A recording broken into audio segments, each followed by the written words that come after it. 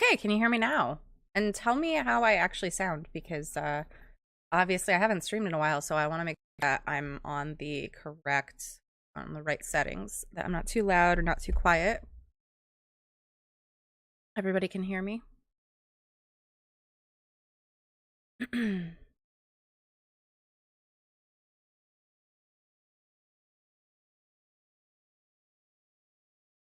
There we go. Okay. Awesome. Perfect. That's great. Yeah, sorry about that. I actually had to get food, and somehow that turned into me sitting in traffic for like 20 minutes and then eating and then doing my makeup, and I realized that 1 o'clock was not going to be a thing. So ward approved. That's great. So I hope everyone's doing really well. I know I haven't been on in a while. I had a bunch of stuff, just like scheduling and life stuff, just kind of throw me off, and then it took me a while to kind of get back into a groove where I wanted to be able to stream. So I'm going to be doing something different, just because I feel like I need to like warm up a little bit to get back into like my Minecraft streams or Stardew Valley or something like that. But I've been really into playing Medieval Dynasty lately, and they've changed a couple things since the last time I played it. So I want to make sure that I'm kind of starting a new game, because Medieval Dynasty, if you're not familiar with it, it was in early access for a very long time, and now it is out of early access. So I'm actually going to create a new game, and we're going to do some surviving and settlement building. But yeah, so hey to all of you in here. I'm just actually scrolling up because I'm not 100% sure who's either still here or whatever. Daddy, Groupon, Glassney, Ward, Brienne, Rogue. Thank you guys all for stopping by. Okay, so let's see if all of my scenes work with this game, because I haven't actually set it up yet.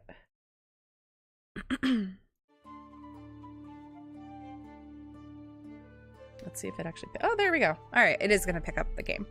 I also have... I don't remember how long ago I had actually put this in, but I have my subscriber goal up above my face, and 200 subs is my current goal. I'm not actually sure 100% what my current sub count is. I think I'm going to actually look at it and take a moment. So I currently have 176 subscribers. My goal is to get to 200. It's I think a small start goal, which is pretty good. So hopefully I'll get there at some point soon. So I'm going to start a new game in Medieval Dynasty, and I can customize the game. Here's the thing. I am a little bit of a baby when it comes to this game. I don't necessarily enjoy it on normal mode. I kind of like easy mode because it's still really challenging, but I tend to find it a little bit less harsh, I guess. So I am actually going to create this on easy mode. I am also going to be upfront about it, because I don't want to be playing it and people will be like, it seems like way too easy. I am going to set this to easy mode, but I am going to keep all of the other things in place. Taxes are going to be the same. The season length is 3 days. I think in normal mode, that's like a default. I'm actually going to keep the taxes up to, because I'm putting this on easy mode. Taxes up to 100%. Because I think that... What was loud? Oh, I wasn't paying attention to chat. Was I too loud, or was it the game or something like that? I'm going to keep the taxes up at 100%, so those are the same. I think the building limit stays the same. There are still events. There's no unlimited anything, because I think that kind of ruins the whole point of the game. Okay. Right?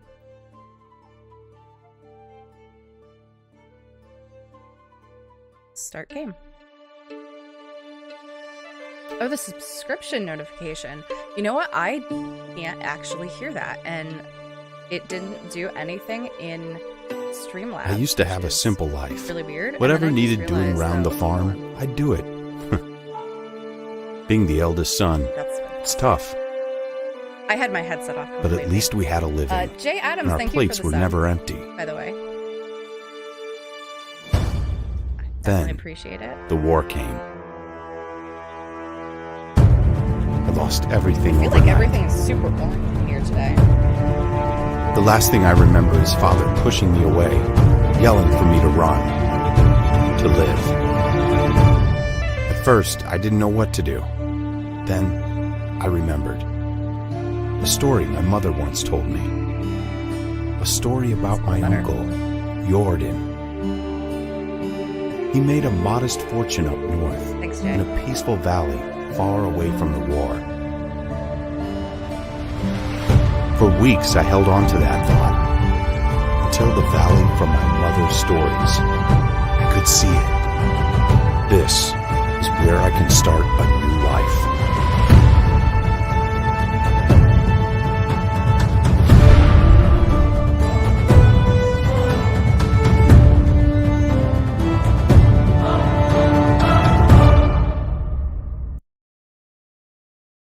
I actually really love the music in this game, and I'm kind of wondering now if I could find a Spotify like playlist of the soundtrack for Medieval Dynasty. That would be amazing. I kind of do that with actually a lot of games. Overwatch is a big one because I love the music in Overwatch. But Medieval Dynasty would be good. I used to, when I was like a lot younger, I used to listen to Celtic women. Because I used to be like big into like Renaissance fairs and stuff. I mean, I still kind of am. I just don't get to go to those as much. But any kind of stuff like this, Lord of the Rings music, all really, really good.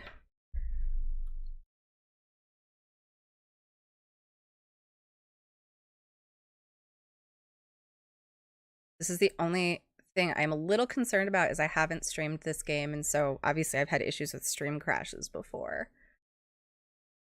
And I'm just hoping everything runs smoothly. Overwatch stream soon. I don't know if I'm going to stream Overwatch. That was actually years ago when I streamed on Twitch. I streamed Overwatch. I don't know if that's what I'm going to do. Maybe that could be something I do from time to time. Not really sure. I guess if people were interested in that. I'm still kind of diving into Overwatch 2 and getting used to it. I hadn't played for a while. Overwatch 1, I think I had stopped playing like 2 years prior. But my husband is on like a company Overwatch team right now, and I'm trying to get back into it a lot more so I could play with him when he's trying to practice. Alright, so we're at the top of the valley here. Now, I've played this game quite a bit. I've played this game quite a bit, so I do kind of know the general direction I need to take most of the time. I also apologize in advance if I keep muting myself because I have just gotten over COVID and I have a very annoying lingering cough. And I don't want to cough in your ears the whole time. Alright, so we're in Gustovia. And this is kind of like the main, at least the main town that you start with in this game, that you start at. There's a lot of quests that kind of originate here.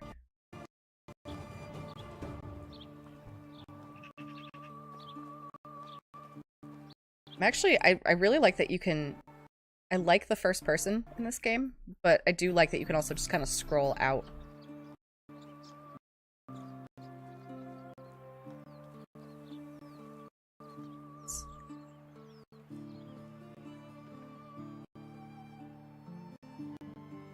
Those eyes. I didn't think I would see them again. One blue as the sky and the other black like a lump of coal.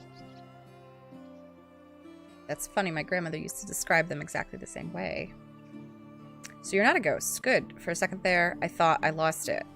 But your eyes, you look just like him. Sorry, you must have mistaken me for someone. I'm new in these parts, just arrived at the valley actually. My name is Rasimir. I'm Wanda's son, aren't you? Jordan's nephew. What? Did you... Mother? I'm probably not going to read through all of the dialogue just because there's a lot of it, and that's the one thing about this game that I think would have been nice to have some voice acting, but I think they saved on that and they sort of put a lot more money and effort into other parts of the game. I understand. Hope she is now, whatever that might be. I've lost both my parents in the war. Damn it, this world. Sigh, I guess it could be as cruel as it is beautiful. I'm sorry, my boy. Nobody should lose their loved ones at such a young age. Let's talk about that. And that's mostly because I want to get through the dialogue. Of course, my boy, of course. I apologize. You mentioned my Uncle Jordan. I actually came here looking for him. Oh, Rasmir, I hate to be the bearer of bad news. Your Uncle Jordan is no longer with us. He passed away 3 years ago. I'm so sorry. I understand how you must feel. He was a dear friend of mine. That's it. I'm the only one left. Don't you say that. Hey, look at me. This valley is filled with warm-hearted people who can gladly aid you with whatever you need, and I'm one of them. What should I do now? This is like a novel at the beginning here. Groupon code. When Gary gets her potato crop she's done. Yeah, I mean, once I get, you know, get some potatoes going, I feel like that's pretty much all I want. All I need. Oh, you're free to go wherever you like and start a new life. I hereby grant you the permission of the Castellan to build and farm on any unutilized land in the valley. Construct yourself a house and see what comes next for you. You can even build a whole village if you please. There are many travelers passing through. Maybe some of them would like to join your settlement. Just like that? I can take the land free of charge? Well, you'd have to pay taxes to the king annually, but apart from that, you are free to do as you please, as long as you don't break the law, of course. Or at least, if don't get caught doing so. Alright, this sounds amazing. The valley looks beautiful as well. I think I'll stay here and see what fate has in store for me. Right, so he's going to tell me a little bit about resources, things that I need to do for the first quest.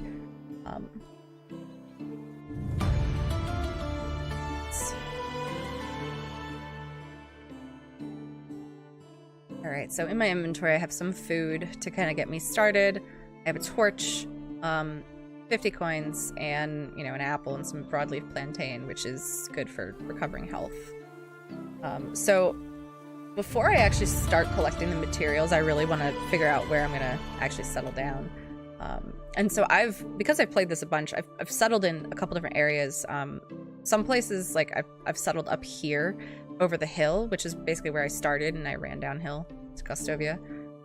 Which this is nice up here because it's close to Gustovia, and so you can get to the quests really easily, but not near any water. So any opportunities for fishing are kind of great. Groupon, I think I chopped a tree down and quit. I mean, yeah, you know, this game, at least depending on when you played it, like, it can be a little overwhelming too, because you do have to really take it slow.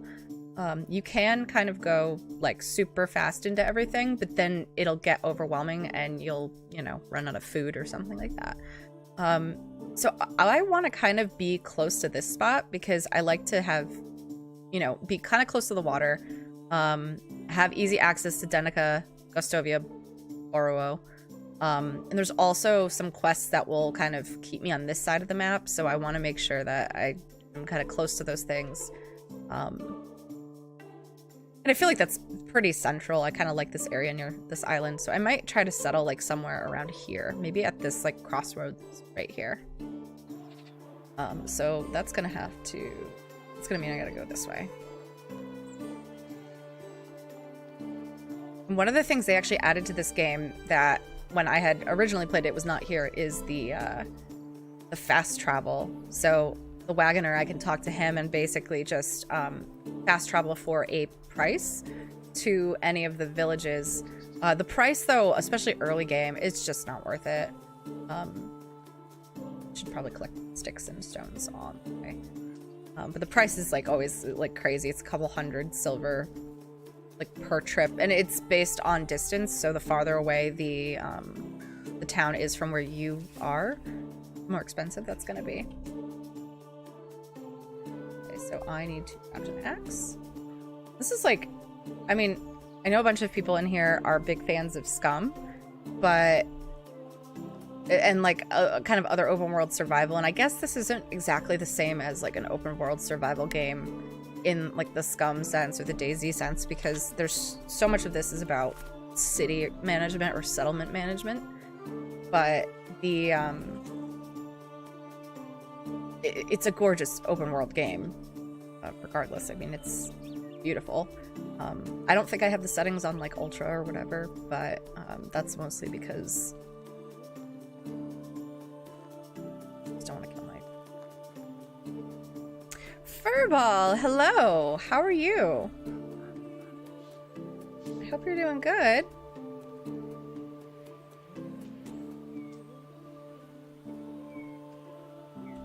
Grab some while I'm here. Also craft a hammer. I'm gonna need to chop a tree down first. Number 1 already. Oh, MJ, hello. And Boa, is it like Boa or Bo, or how would I pronounce that? I want to make sure I'm actually pronouncing it correctly.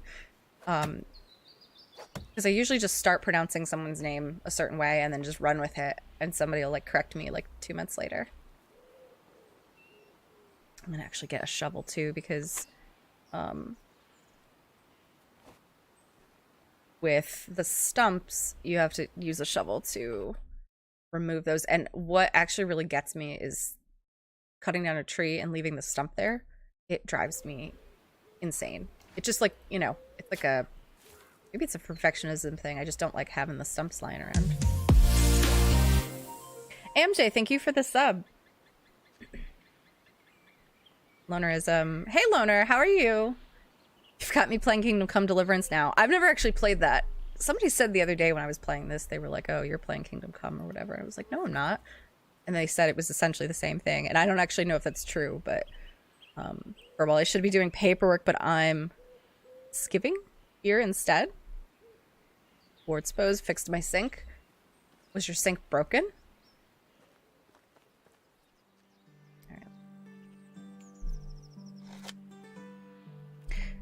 I'm actually bummed out. I didn't have that much time, but as I was doing my makeup today, I was going for a Halloween look with like orange and black.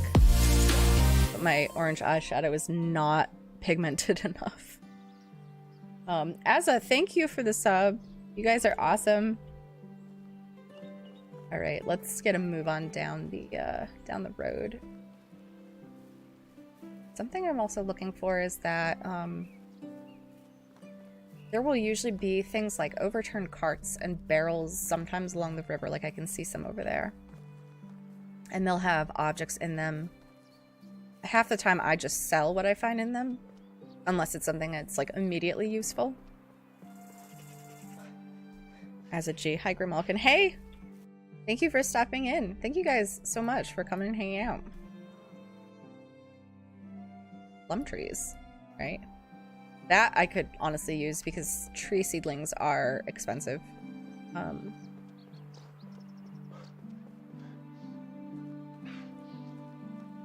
It's giving bunking off. It was more of just me pronouncing that, I think. But I was kind of assuming it meant that. So like in another game, I actually have a village like right in this area is where I started it. I want to go further this way.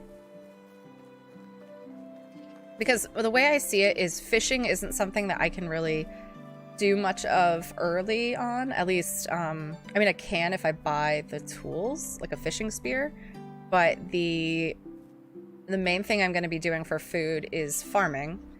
But I want to be able to actually do fishing after, have a fishing hut, have like a villager assigned to that task. So I'm thinking like these fields up here, you know, cutting down some trees are great for farming. There's definitely wild animals in the woods up there. I have access to straw, which you get from collecting reeds. And I'm just in a good spot, I think, up over this way. This takes up a lot of space on this side of the road here. I think what I want to do is maybe settle down here. So I'm going to build my first house and do that on this side of the road. It's the first house I never stay in because it's a simple house. So the simple house is just smaller. I think that if I recall, like there's only one double bed, so you can't have children. Eventually find a wife. I want to be able to do that. So sometimes I'll just deconstruct it after I've built the bigger houses. Okay. Loner, doing all right. Got my PC in a completed state now that both the CPU and GPU are water cooled. Guess I should try enjoying games again with it at this point. Yeah, at a certain point, I mean, depending on why you're upgrading your PC, you probably want to spend some time actually playing the games. Word supposed clogged. I got a bit ambitious with the disposal. Drano didn't work, so I pulled all the pipes and snaked it. Oh well, I'm glad you got your sink fixed then. Like, we have a kind of running joke in my family that the pipes in this place that we rent are just not great. I don't know what it is, but like stuff gets clogged so easily. It probably doesn't help that I have long hair. My husband also has long hair, longer than mine, and that's probably clogging drains and stuff. But one year he jokingly asked for Drano for Christmas from my family, and he got it. He got like huge bottles of Drano, so we were set for a while. Damage. Not seen this game since it first came out. Nice to get an update. Yeah, there's been a lot of changes. Some small, some like bigger to the game itself. So I need actually a bunch of stone to make the foundation. So actually something I'm gonna do. So right now I can't remember if the shovel is a two-handed. Yeah, it is two-handed. Okay, so if you have played this game and you want a really fun trick, when you are actually normally like picking things up, whether you have a tool in your hand or not, there's an animation when you pick stuff up usually that takes a little bit.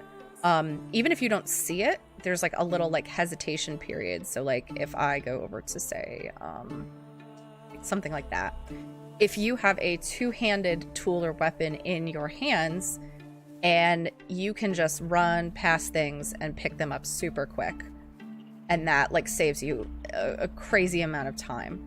And it's only two-handed weapons or tools, so that makes it a little bit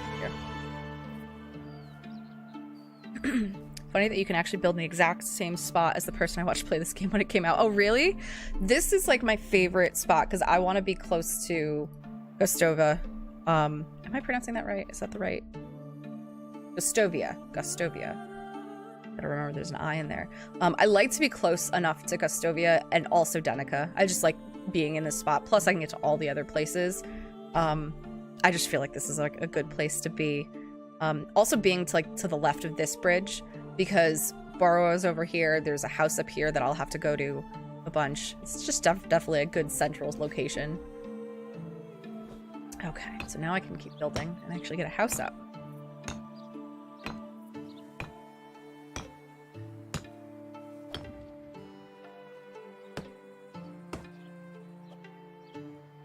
Some trees. I'm gonna cut trees here because I think that this is probably gonna be...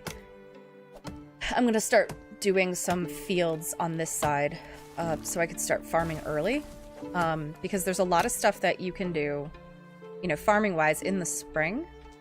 And it's the beginning of spring, so I want to make sure that I get that stuff going right away.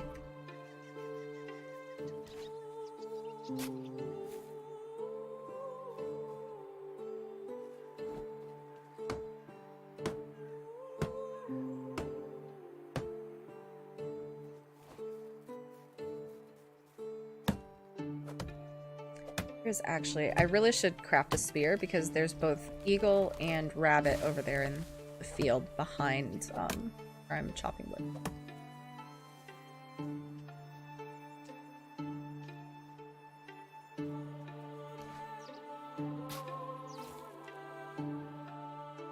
I also did level up in a skill, so I'm gonna have skill points. I actually really love the skill tree in this game. Alright, so I can do either survival knowledge, so more experience gained from survival activities, temperature tolerance, and higher poisoning resistance. I'm gonna do more experience just so I can level it up faster.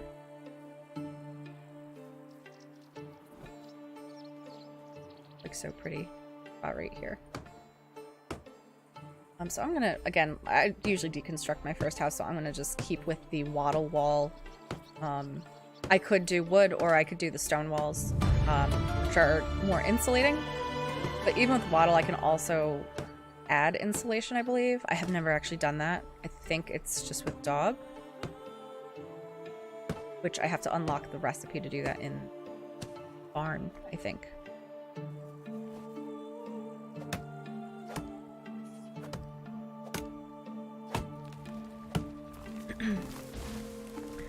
Do you still have to travel to pay the taxes, or has that changed?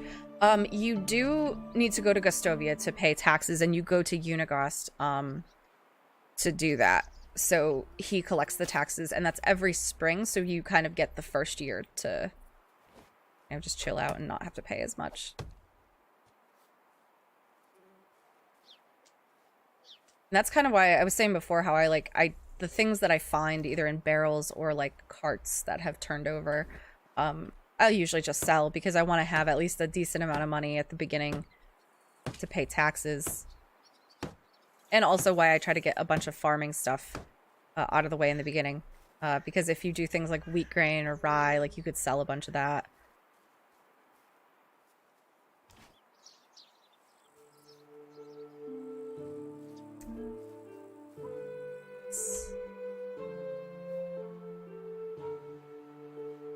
And that little trick doesn't actually work with the like click and hold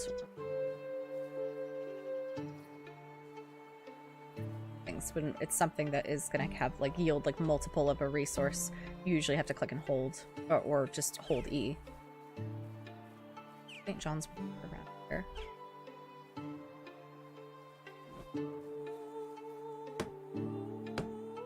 You can still get more people to your village to do stuff for you. Yes. So that's something that when I started playing this game years ago, and like, or I say years ago, I think it was like a year and a half ago I started playing it, but last year I was playing it a bunch. I always used to invite way too many villagers, and then they would all starve, and like I just never had enough resources for them. So you still do that, and you build up your settlement, and you assign them roles and stuff, but I probably am going to take it a bit slower this playthrough because I don't want that to sort of end up happening, me like just constantly struggling for resources. And then that's actually just reminding me I need to save this, name this stream just so I know this is the game I'm playing for the stream.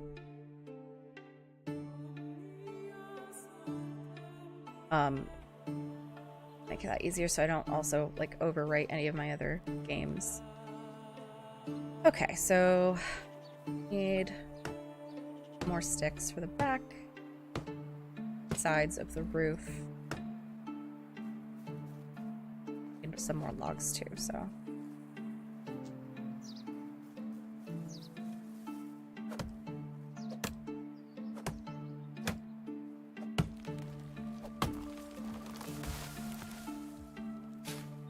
I have to keep remembering too, other games I feel like it's not as common. This doesn't happen in Scum or anything, but you know, chopping down a tree in this game, if you don't get out of the way, you are gonna get hurt. So if the tree sort of falls on you, it lands, you usually get knocked to the ground and like you take damage. Which sucks. Trees and bushes regrow. So they do, I think. I've never played long enough to really encounter that happening. What does happen is like those little like air things that I collected that were like sticks. I believe like those are technically like baby trees. So if you don't collect them, I think in several years, like they will grow into bigger trees. Like, don't quote me on that. I'm not 100% positive because I haven't really, I haven't played any one game that long.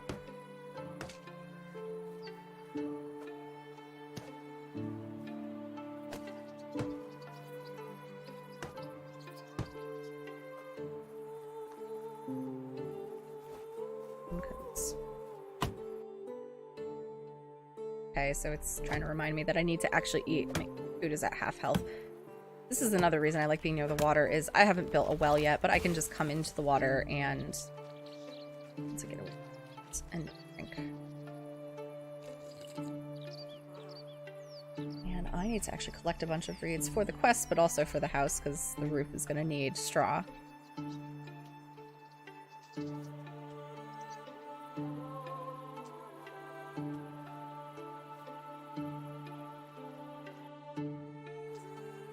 Sleep. Which I can't do until house. I could technically build a campfire, but I don't really want to. Okay. Let's keep it.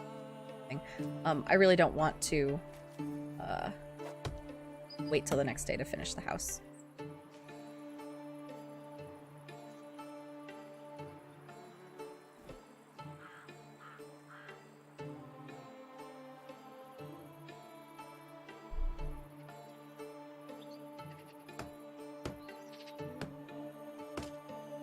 Something that I feel like I was watching a video, it was about how one of the things you should do early on is to buy there's like a bag or a backpack or a sack or something like that, that I think it increases your carry weight, which I always forget to even like consider, because it does get annoying when you have to like make multiple trips from wherever you're cutting like logs and stuff like that.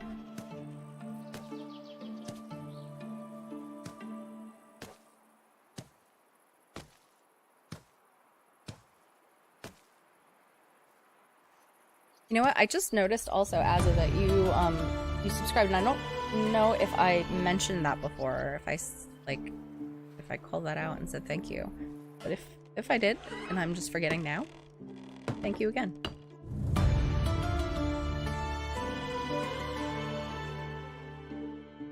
All right.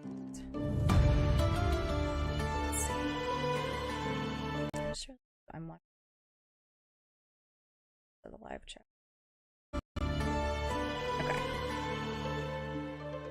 Alright, so I've completed one quest.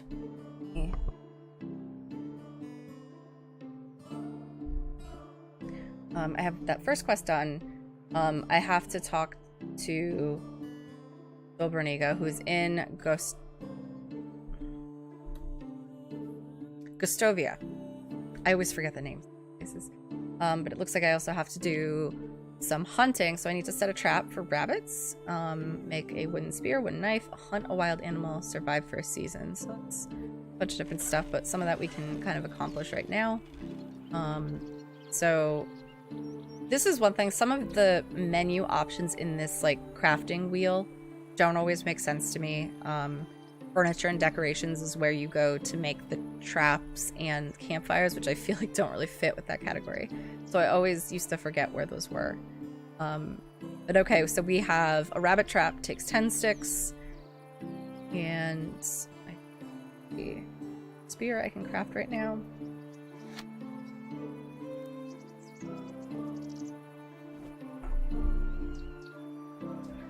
So spear. Stone knife, that's going to require more sticks as well.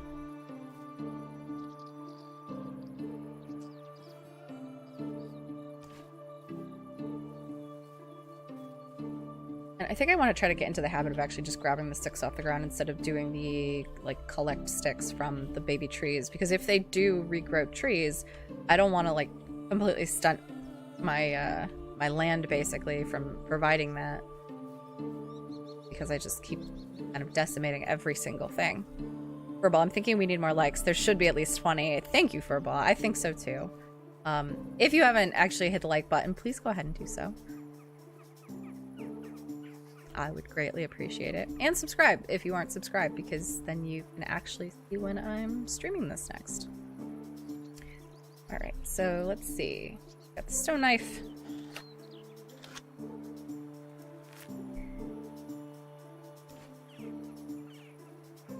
And I need to set a rabbit trap. I can actually see the rabbits. So I'm gonna actually hunt a rabbit with the spear to get that finished. That quest. Well, or at least mostly finished.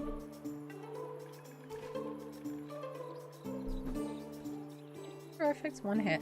This is actually probably the worst part of this game for me. I don't like hunting rabbits. I was far enough away that you didn't hear it, but I don't love the sound they make. Very sad. So hopefully I'll get something in my rabbit trap there. Well, and so I now have some raw meat as well, and I... that. Light a fire. Cook multiple.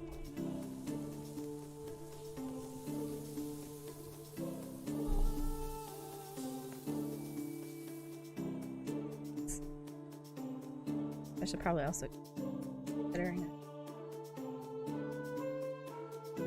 oat roll. I do like that they start you off with a bunch of that stuff. I do actually want to get the orchard started because I think I can build that. I don't know. I can. Okay, because I do have the plum tree seedlings. And I'm not 100% sure where I want the orchard to go. But I feel like I'm going to do that on this side anyway. So I might as well put an orchard down and then I can start growing those immediately.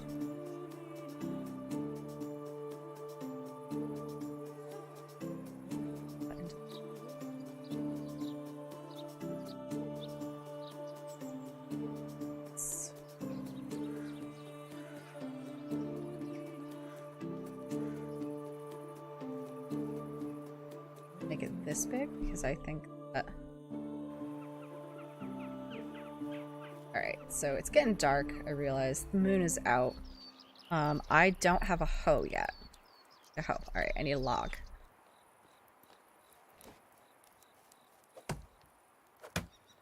Elusive jackal gonna make a rabbit shish kebab. I mean, yeah, that's basically what happens with the spears. I can also see an eagle over there. Or it's either an eagle or a hawk. I think it's a hawk. It's like right up over there because I see it like walking around. But I'm not feeling chasing after it.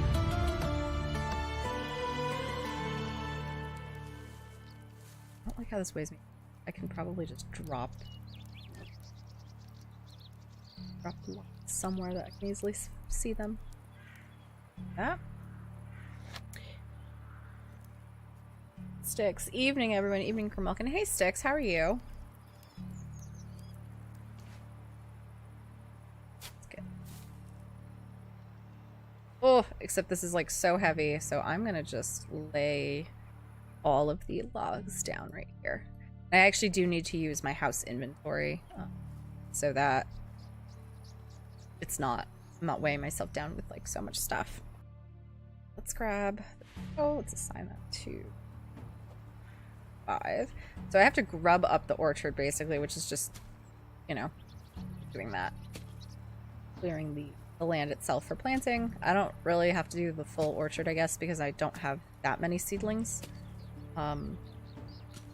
There's a lot more involved when it's a field and you're planting like plants. As far as orchards go, you're just really required to grub up the land and then you can plant the seedling, whereas with the fields, when you're doing like other farming, you need to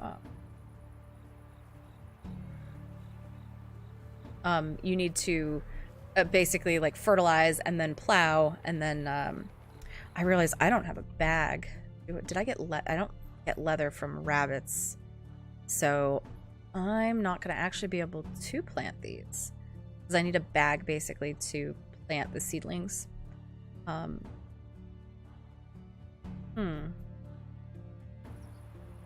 Leather. I need 3 leather. So I guess I am going to actually have to wait for probably the next day. I could go hunting and get leather, but it's dark and that's not ideal. So I'm just gonna go to sleep.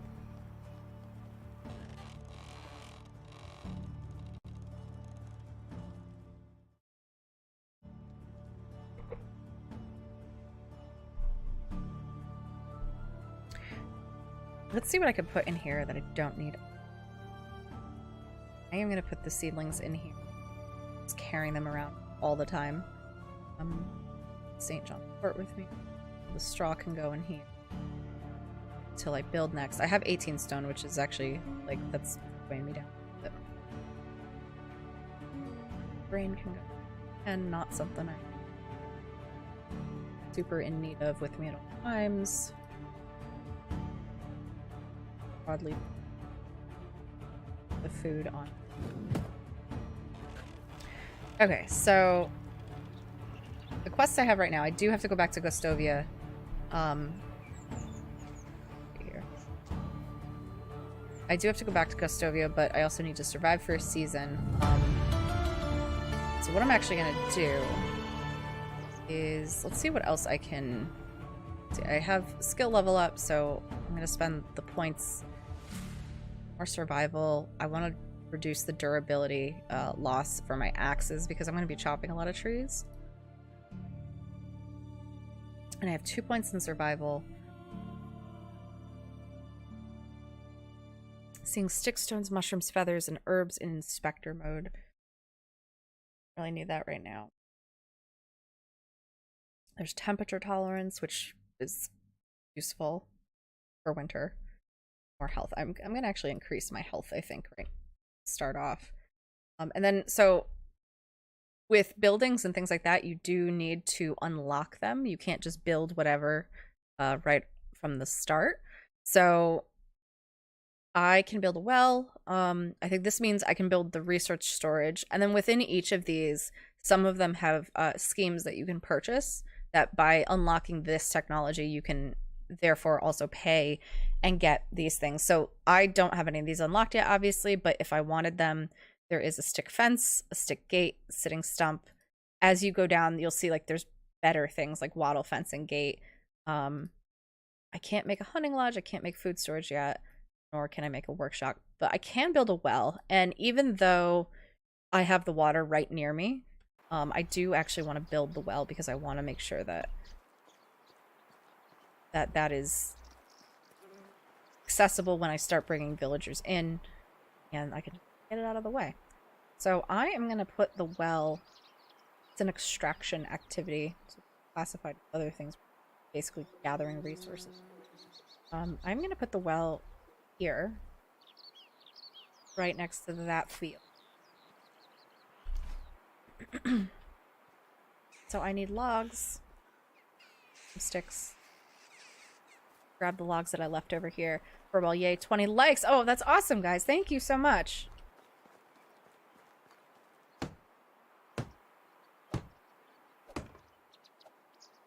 Right. Base. I need some more logs. Cut down some. Might have been better for me to actually put the trap further away from my house. I don't know if there's like a set distance.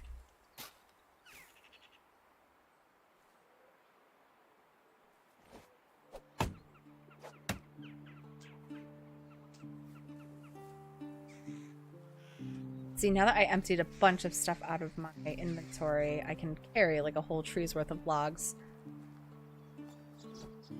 No issue.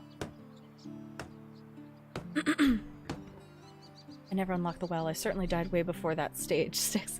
Yeah, you know, I mean, the well is definitely important, especially if you're not near the water. And your villagers actually can't collect water from the river. So that is one thing that when you have villagers, you do need to be close enough to the river. I know I have straw in my inventory in my house, but I'm just going to collect.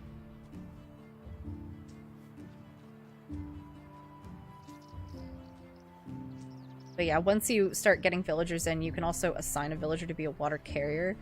So basically, if you have buckets, they will, you know, fill up the buckets with water and distribute to... That'll be distributed to the houses. So each house has a... Oh, my hammer broke. Each house has enough water.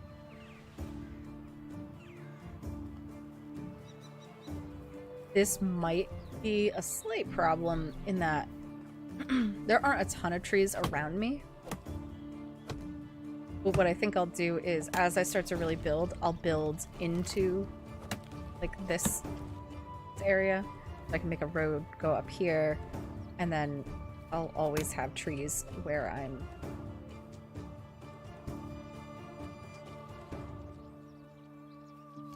I could also actually get like a backpack or whatever that increases my carry weight.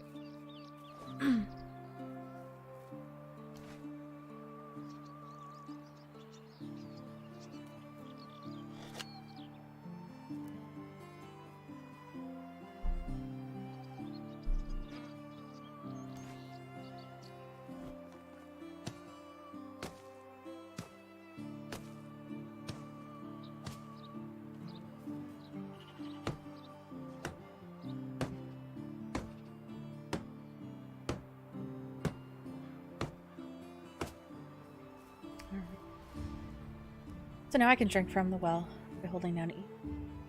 And then if I wanted to craft a bucket, like if I didn't have a water carrier when I start getting villagers, which I usually don't because I can just do this easily myself. Once I have a workshop, I can craft buckets and then fill them. But I could fill a bucket or a water skin with water here, and then the barrel is just storage. So let's see, I can find out here.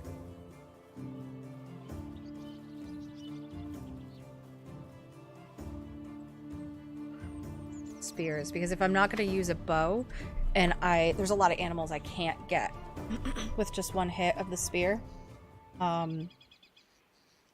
I can. So there is the hawk over there, I think. And I missed it. The spears are good, so it's good to have a couple. Oh, we have a badger, so this is going to be fun because the badgers are like vicious. Like once you hit them, they will charge you. Oops, I missed.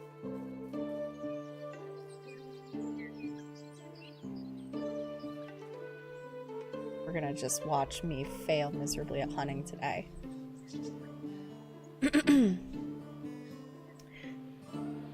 Another fabulous otter. I hope everyone is having a good time. Let's smash that like. Make sure you're subscribed. As I said above, wrong account. Yeah, I like how you just have like a random otter account. Like a related otter account. Alright. Bunny ran by me. I really need leather though, so I can make the bag. Ooh, we got a fox. Just like the badgers, the fox will. Why did he run away? Normally they charge you after like one hit. Now the fox is actually slow enough that I can technically sprint and catch up to it and attack it that way. So that's one good thing about like the foxes and the badgers. Because honestly, once they're running, I'm not going to be able to hit them with the spear, or it's going to be very hard to hit them with the spear. I think this was the one that probably do right over his head.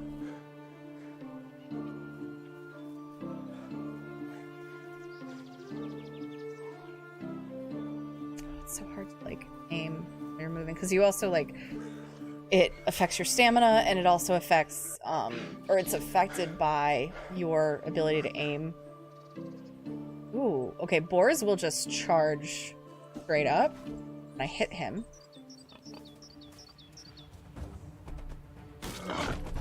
Ooh, he's gonna do damage. Okay, I didn't have to punch him really. I did get him. Hey again, Rogue. Hope you're doing.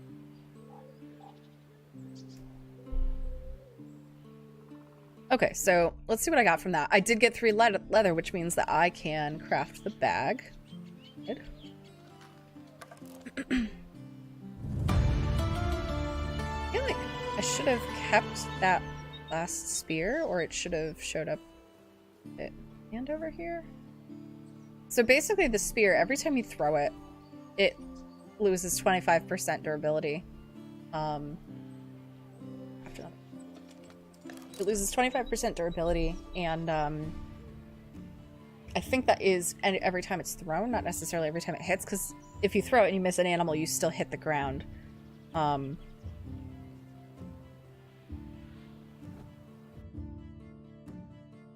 Only other thing is sometimes certain things don't automatically go back into the hotkey that you had designated them once they're destroyed and no longer in your inventory. Take that, boar. Yeah, I think that was pretty good. Boar, but and I maintain this with every game there is. I maintain this with every game there is where you can hunt, is that animals that charge you when they get hit are way easier to hunt than animals that run away. Because, I mean, even if they're going to do damage to you, as long as you're prepared, you're fine. It's so much easier when they run at you than when they run away from you. Okay, so it's telling me I spotted a lynx. And now the game will tell me that, but I won't necessarily see the lynx. There is another boar over there, and that's going to provide me with a lot of meat. That also, I think, kind of qualifies as a headshot because I hit it right in the head, even though it's just lynx. Oh, there's a lot of them. There is a wolf over there. So wolves will charge me before I even hit them. I don't want to mess with a wolf right now. I do want to mess with a boar. There are moose.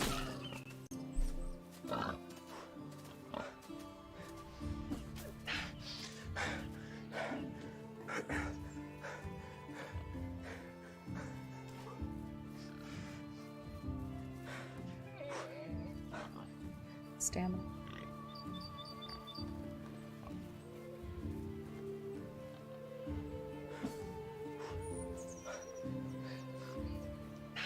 Oh, and I think that broke my spear. So I do actually also have the stone knife, which I should actually have equipped. Oh. Sticks. I'm ashamed of my hunting skill in this game. Never got anything but rabbits with traps. Yeah, it takes some getting used to. Once you have a bow, though, that changes. Like, that is an entire game changer. I also apologize again. My voice is like... My voice is rough. I mean, either it's the cough or it's just losing my voice. So here's another fun thing is rabbits also, just like foxes and I think the badgers, rabbits take one hit and you can run faster than them. You just want to make sure you have stamina up with those animals first. Can you make a bow and arrow? I can eventually. Right now, I will not have the crafting scheme unlocked. And to unlock those schemes, you have to... To unlock those schemes, you need to pay money once you get the appropriate, like, associated building. Alright, come on.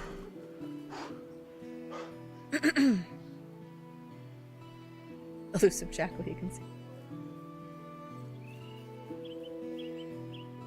He's running at me. So it would make so much more sense for me to just to... There we go. See, I hate the sound that it makes. It makes me sad.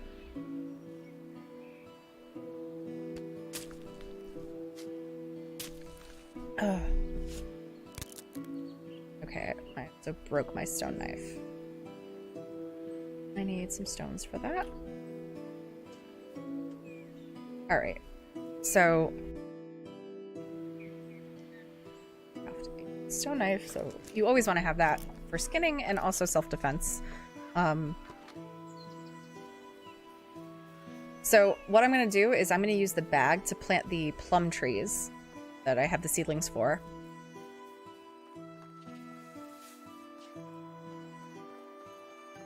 And once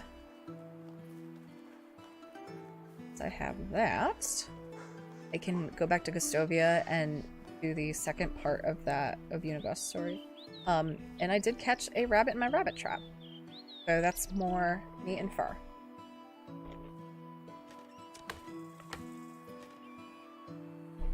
So the rabbit traps too, like each time you catch a rabbit, you know, it goes down in durability. I think you usually get like 3 or 4 out of it catches, or you have to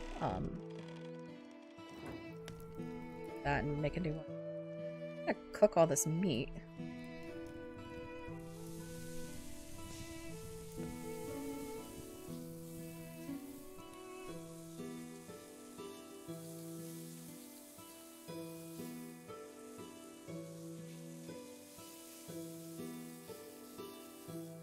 I don't know, like I'm staring at Streamlabs. Is there something on my...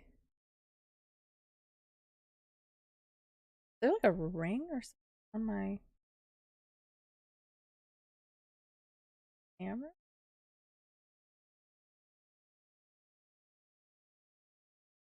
Can't really tell.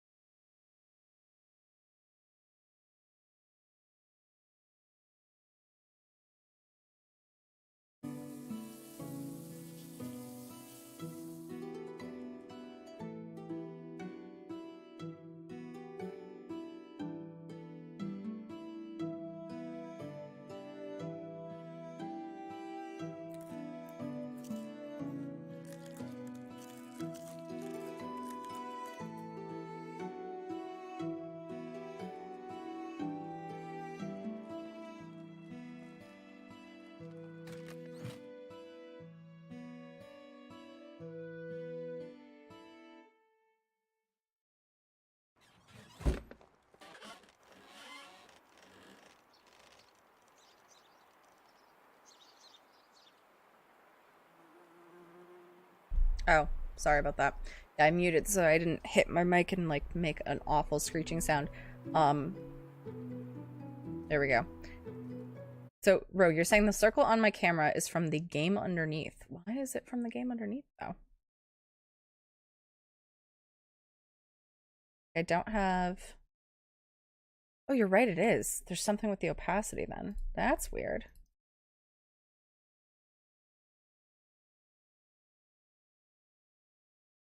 Have, like, opacity set to something like...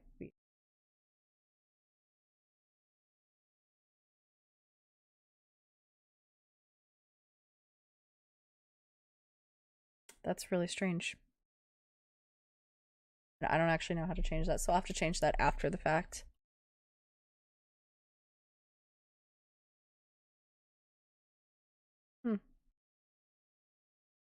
Yeah, because I realize it's the actual like knife symbol. I also do want to like move my camera because my subscriber goal thing is... Yeah, I don't know why it's doing that though, because I don't have any filters that affect the opacity, or I shouldn't have anything like that.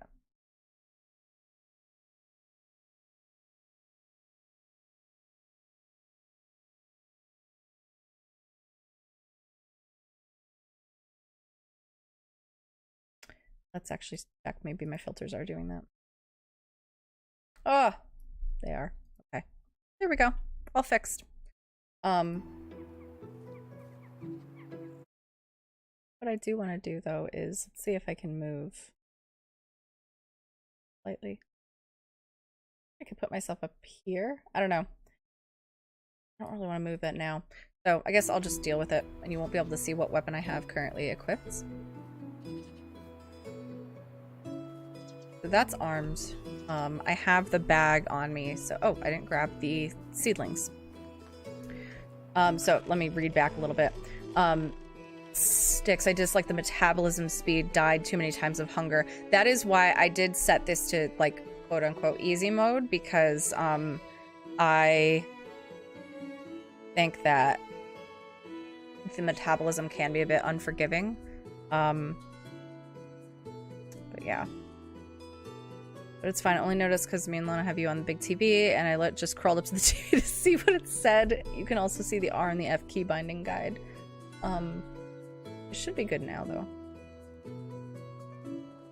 Alright, seedlings.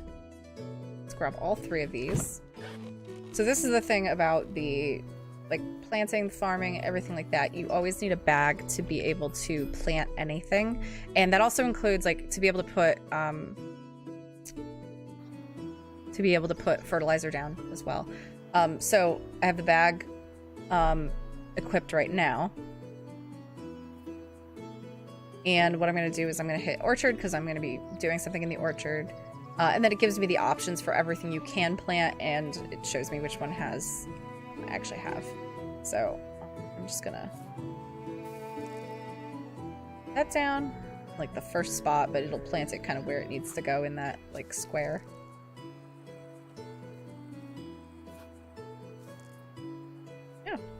Okay, so we have 3, and now I don't have to do anything really with these once I actually plant the trees. Furball, I like the attention to detail with the food, cooking, boiling, liquid, and heat waves. Yeah, the detail for the cooking is really good. And there's also that too, like that's just on my campfire, but there is a kitchen building I'll eventually be able to build.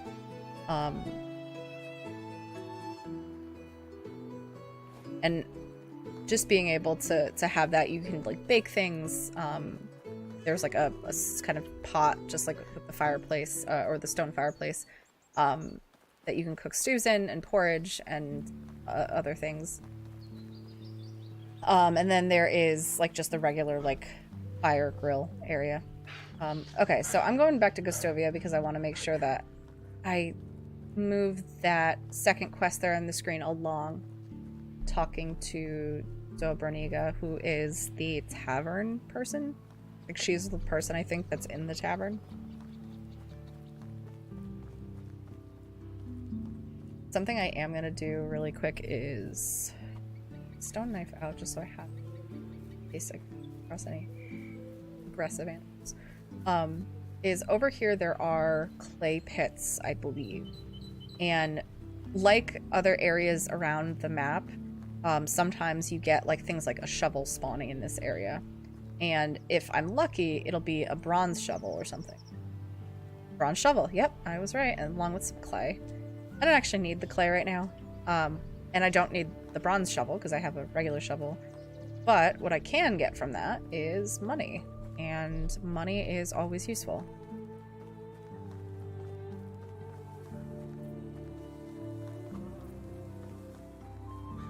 With the crows, if I do need to hunt crow, I will usually just use them until I get a bow and arrow. There's also a village across the way that I'll soon. The other thing I can do is there's these like exclamation points in the top compass bar that are other quests, like side quests that I can do. She's not there, but I think the bright yellow exclamation point is her. Okay. All right, hello. What can I help you with? Hi, or I feel like I'm pronouncing this right. Dobro Vernica? Right? Nice to meet you. I'm Ren. That's right. Nice to meet you too, Rasimir. What brings you to me? Unigos told me that you can fix me up with some food. I haven't eaten a proper meal in weeks. All right. Well, it depends what proper means to you, but I can offer you something warm and filling. Sounds more than amazing. There you go. Okay, so she gave me some porridge, which is great. Now, tell me something about yourself. How do you know my husband? There's nothing much to say, really. I just arrived at the valley looking for my Uncle Jordan. Didn't expect to be done searching so quickly, to be honest. Right, because he's dead. Oh yes, he was Unigos' friend. I remember now hearing that he had eyes just like yours. I'm sorry for your loss. That's okay, I don't even remember him, really. Most that I know about him is from my mother's stories. She always looked up to her big brother, loved him furiously even when he stopped visiting. A lot of people died from what I've heard. There was something special about him. Yeah, tough shoes to fill, huh? The only shoes that you need to worry about filling are your own. Every man is the architect of his own fortune. Thank you for saying that. It's what I needed to hear. But let's not talk about me anymore. What's your story? I was part of a traveling band of troubadours. I've never managed to learn how to play any instrument, but I was pretty decent with my singing. Our travels brought us to the valley not long after the death of your uncle. I still remember seeing Unigos for the first time. He had so much sadness in his eyes. Jordan wasn't just a friend of his, he was a part of him. The band left a few days later. I stayed. There was something in Unigos' presence that I simply knew my place was by his side. You probably noticed the age difference. I actually didn't notice the age difference, but let's see, she's 32 and I didn't see how old he was. I feel like he had to be in his like 50s. What, are you implying that I look old? Nothing of sorts. Anyway, it looks like you were anchored here by love. It's pretty amazing. Yeah, you could call it that. Or blindness. Or stupidity. Or judgment, maybe. Whatever sounds best to you. It's really, really depressing. Ouch. Pretend all you like. You fell hard for the grandpa with sad eyes and you know it. I did. He annoys me sometimes like nobody else. Yeah, I can't imagine breathing without him now. But don't let me go all soft on you. You surely got some places to go. Here, I know it's not much, but it'll come in handy when starting a new life. Everything costs coins these days. Charity, I'll manage. Oh, come on. Don't try to be a hero. Man, all right. Do something for me then. It won't be a handout, just your first pay. There's a farmer in the village. She's called... These names kill me. Jarganiwa? Jaragniwa? Whatever. Jay. I'm gonna call her Jay. She usually supplies the tavern with rye, but I haven't got anything from her in a while. My stock is almost gone, and you don't even want to imagine what would happen to these people when we run out of beer. Right.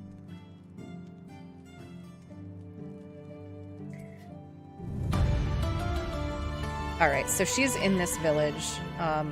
Person that I need to go to. And it looks like she is... Wait, this is... Oh, I gotta deliver these to Unigos first. So bring him the beers. A job well done indeed. Alright, let me wet my throat with this amber goodness and start reminiscing. Basically, he reveals that he was a thief. I was 25 at the time, living in the big city of Jellenberg where I was born. You could say I hated that place, but still, it was the only home I never knew. Maybe someday I'll tell you more about that. Anyway, I was forced to take care of my own, so I did, doing the only thing I could do, stealing. I was, and a bloody good one, if I might say. Picking pockets was my bread and butter. I could steal a piece of steak right from your fork, and you wouldn't even notice. It wasn't greed that motivated me, just survival. But I'd be lying if I said I didn't enjoy the process. Stealing is still a crime, no matter the motivation.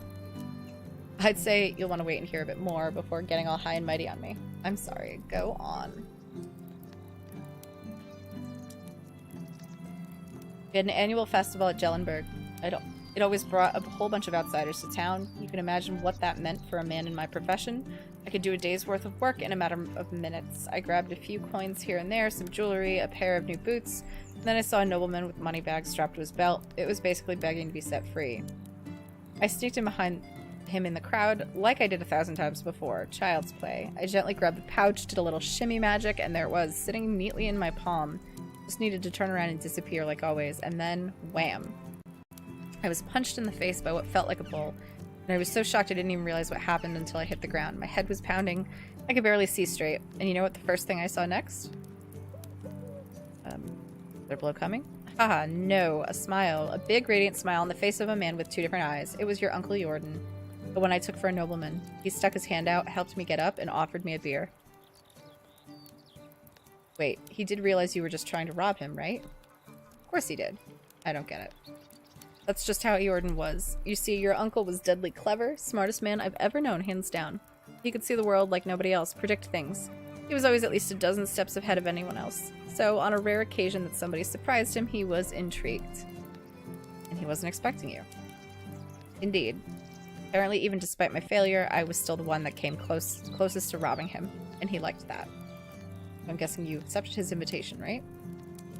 I didn't really have a choice, did I? I was terrified of the guy at that moment. So we went. He took me to the most expensive and most crowded tavern in the whole town. Remember that it was the day of the festival. Even entering that place was next to impossible. He didn't seem to care, though. In the matter of seconds, we were sitting at the table being serviced by 2 barmaids at the same time. It was surreal. In my mind, there was only one explanation. He owned the place. And did he? Not at all. It was his first time in Jellenberg. It all felt like a dream, to be honest, especially with me still being dazed after the punch. I was still sure he was a nobleman. His manners, his clothes, the way he talked and moved. And then he chugged a beer like it was a race, wiped the face with his sleeve, and burped like a drum. He went from the lord to the savage like that. I relived that moment a dozen times until I realized why he did that. It wasn't a mistake. Oh no. No laziness, no moment of weakness. He wanted me to see it, to understand it. Understand what? That he was full of crap.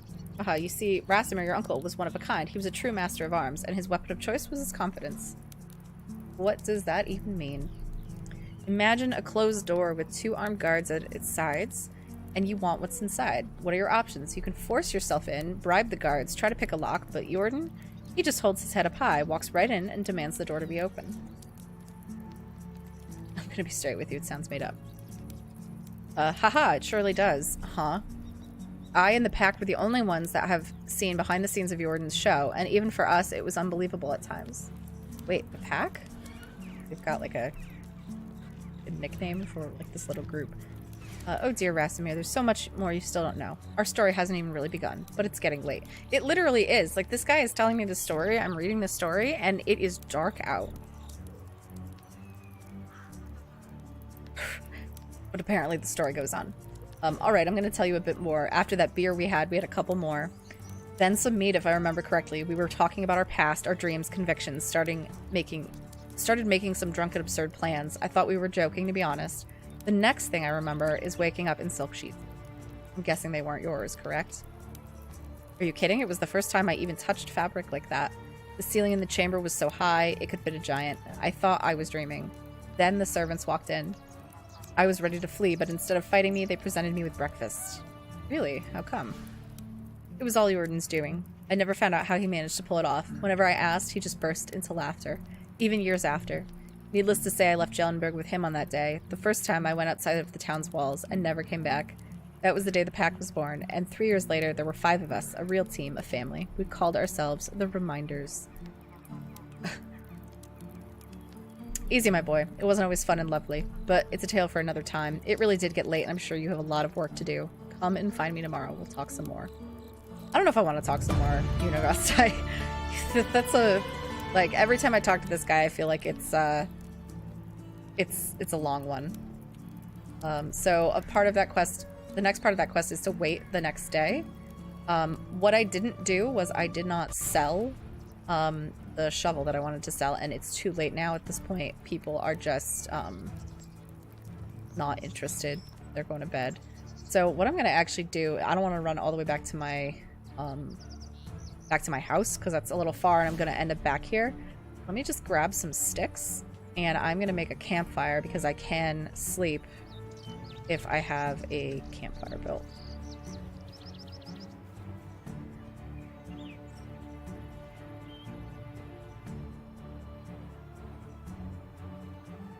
The only thing is I can't actually be close to the town. Like there is like kind of an invisible boundary. Set this up right here. Sleep next day.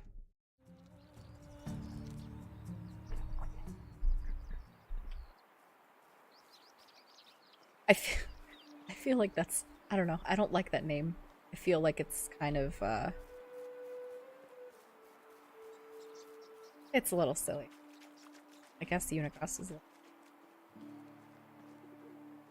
So the reason I'm actually walking through the river right now is that there was a little icon in the left corner that said basically that I was dirty. I don't have a wash tub yet, but I can just kind of walk into the water when I want to clean off.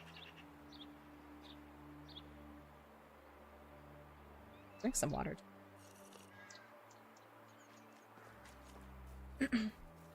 So I'm going to talk to Unagast. I'm also going to sell that shovel before I forget.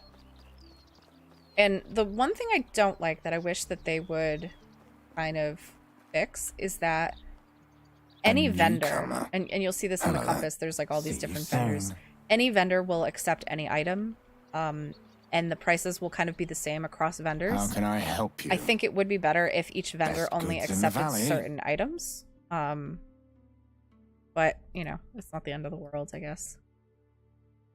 But I don't actually care about the oat ale that I have here because I'm not going to drink it right now. I'm going to sell the oat ale that I got to sell the bronze shovel. The oat roll that I started with is actually worth 55 and I've got plenty of meat, so I think I'm good with that. I could sell the porridge, but it's not worth that much and it will be useful. Goodbye. I will talk to Unagast, but Darwiniga that I mentioned earlier. Jay, right. I said I was going to call her Jay. I've heard that you were the one that supplies the ride to the town. Ride to the tavern, is that right? So? Sorry, is this not a good moment? Forgive me, I didn't mean to be rude. I'm just dealing with some personal issue. I don't want to intrude. Just wanted to ask about the rye situation. Unfortunately, we won't be able to provide the rye this time. The crops are all diseased and pretty much unusable. As if I didn't have enough problems already, but don't worry. I ordered a delivery of rye from Molnika. It should have been here yesterday, actually. Don't know what happened. Nadar usually is very prompt. Maybe you could go see him and check if everything is all right. That's what I'm going to do then. Take care.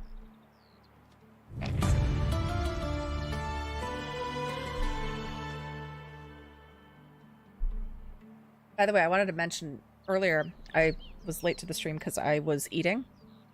And I had said, like, the bottom of the bun for my sandwich was covered in flour. And I didn't fully finish the sandwich. But, like, we talk about, like, see how white that is? That's all flour. It's just caked in the bottom. And so I was sitting there trying to, like, eat, but, like, also not choke on the flour. Yeah, that's my excuse for why I was late. Okay, we're going to talk to Unagast so that I can get this part of the quest out of the way. I hope the guy doesn't ramble on and on and on again. Hello, Rasmir. Are you getting settled? Dally is treating me nicely so far. It's wonderful, Rasmir, but you come at a poor time. My duties as a Castellan await me. Of course, I understand. Is everything all right? Yeah, I'm not sure, to be honest. There's been a murder. Oh, hi. I thought things like that don't happen here too often. Because they don't. I'm just about to go to the crime scene and question the witnesses, and I honestly don't know what to expect. I'm sure you'll take good care of the matter. Time will tell. Yes, even it will break. Jokes aside, Rasmir, that's a really serious matter. I won't be able to share more stories with you at the moment. So sad about that. But believe there is someone you should meet. His name is Sambor. He was one of us. The pack, I mean. Are you serious? And he lives here, in the valley. That's right. All of them do, actually. Here, I've marked Sambor's house on your map. You should pay him a visit. Great, I'll go there right away. But beware, calling Sambor friendly is like being calling being stung by a bee right in the tip of your manhood pleasant. I'm sure you're exaggerating. He was a part of the reminders, after all. Say I didn't warn you. Be on my way then. Alright, so we've got this guy Sambor that we've got to go meet. The weirdest part of this is I feel like this feels like a, Sambor is up here. This always feels like it's like the group from the movie The Hangover. Like, in medieval times, like, 20 years after all of their shenanigans. Like, that's the vibe I get from this group. Let me check out these side quests, because I do want to obviously get back to my house as well. Okay, so Dobramira. Hello, traveler. You with something. Dear sir, can you help me with an errand? About? I pledged to create some pants for local folk, but ran out of materials. I'll reward you, of course. Sure, why not? I have some spare time. I like how I talk to just a woman, and it's like, by the way, did you know you can find a wife in this game? That's funny. Alright, let's see what the journal actually says for that quest. Alright, I need to deliver 8 leather to her, and the quest will expire this season, so the season is almost over. I am gonna need to get some leather. So let's talk to Alwyn. What can I do for you? Hi, my name is Rasmir. I am Alwyn. I don't recognize you. Are you new here? No, but we haven't met yet. As for me, I'm a farmer. My job is to cultivate fields. In fact, I do the same work every day, year by year. It's boring. Of course it bores me. How long can you do the same thing in your life over and over again? But my family needs my help, and I am doing my best to provide for them. I didn't mean to offend you. I'm sorry. There is no need for you to apologize. I'm a little bit annoyed and short-tempered recently. There's a delicate matter that won't let me focus on my work. What's that, Alwyn? Maybe I could be of some aid. It may seem petty, but I'm really tired of my mother's conflict with Jay. Her son Dalebor won't leave my little sister Olga alone. I understand it's just a game for him. After all, when I was his age, I played with Dobramira, his older sister. I pretended to be a knight, equipped with a stick instead of a sword, but anyway, I managed to protect her honor. Like every knight does. It's adorable in its way. Anyway, let's get down to earth. I think he needs something to keep him busy and away from my sister. So that you could work with a clear mind again, huh? It would be nice indeed. I will see what I can do. Alright. So, we've got this quest with Alwyn. Dobramira's quest is a little bit more urgent because it's going to expire at the end of the season, which I think this is the last day of this season. So, if I want to actually, like, accomplish that quest, I do need to go hunt. I do need to also, for Alwyn's quest, let's see. Deliver to Dalebor a stick. I have a stick. So I just need to find Dalebor. He's a kid. He's around here somewhere. It's probably this way.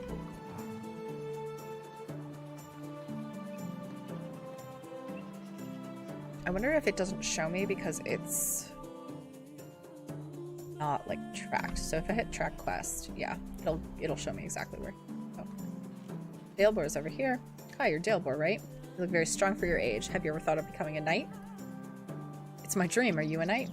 No, but I know quite a lot about them. Did you know that many of them started learning to fight with a sword already at your age? Where could I get such a sword? Not a knight. I like this kid. It just so happens that I have one with me, and I can give it to you because you are clearly worthy. I'm honored. It may look inconspicuous, but it's certainly an excellent practice weapon for an aspiring knight like you. Give a stick. It looks a bit like a regular stick. You're to surprise your opponents. And do you know what else knights do besides fighting battles? They ride horses. This as well, but most of all, they protect the ladies and children from danger and make sure that no harm is done to them.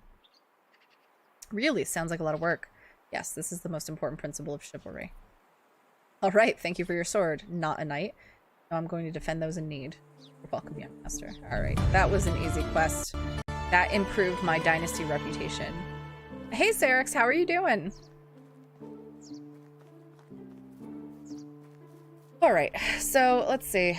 I'm gonna focus on the hunting because the major quests vary over season to season. The hunting or the side quests do not.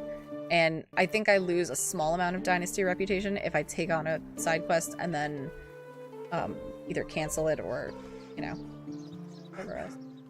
What do I have for weapons? I have my knife. Don't have any spears. I'm gonna need some spears. Let's cut down a tree because apparently I need a log per.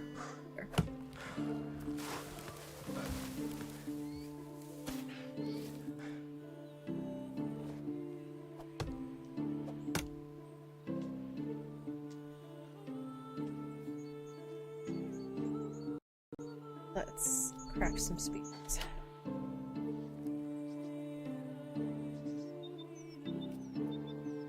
Having 2 or 3 is usually pretty good.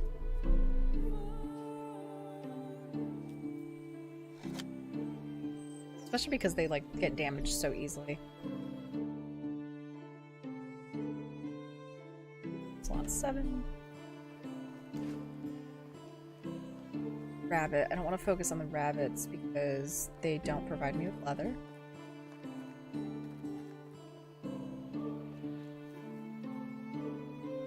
You're up there. Badger right here. I think the badger is just fur though also. I think it's the boars that I have to go after, and deer are... I feel like it would be fine if I could get a headshot on the deer, but they're hard to approach. They, I think, spot you from farther away. Here we go.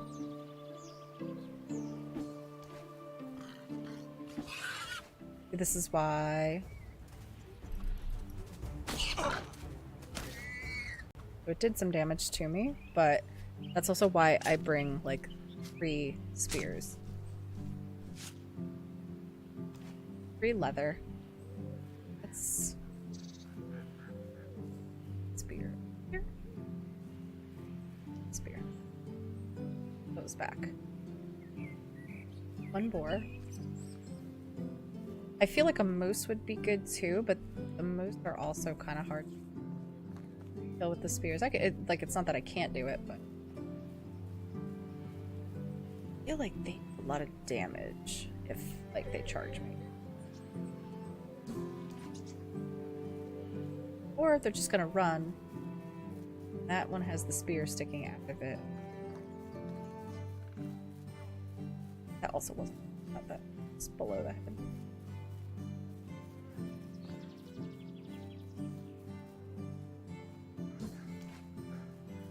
That hit? No.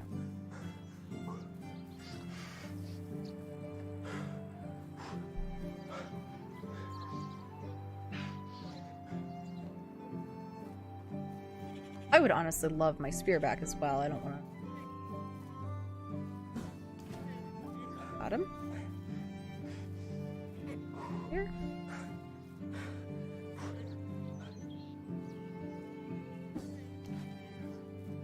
Took him down. Yeah.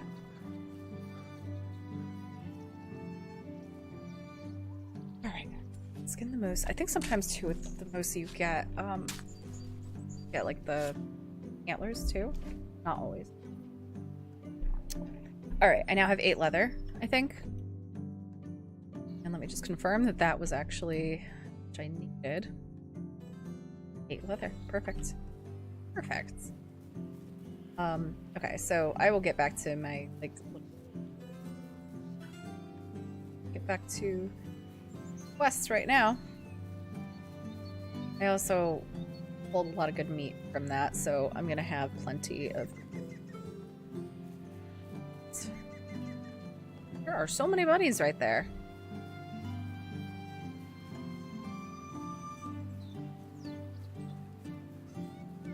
What about the fox right now?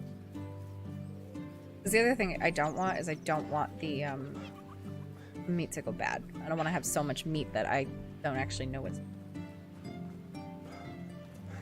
There is a food storage building that I can't build yet, I think. I can build a resource storage, which I should as soon as I can. And then food storage is the first, like, farming technology. The other thing is, like, I didn't plant any food, and I really need... I need to buy fertilizer, because I can't make it yet. Oh, I missed it. I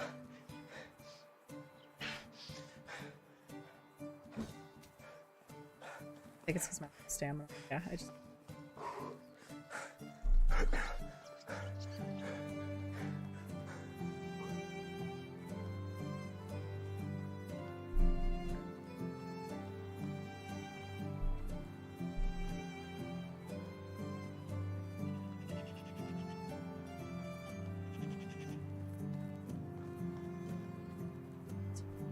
So there's a person, Agnes.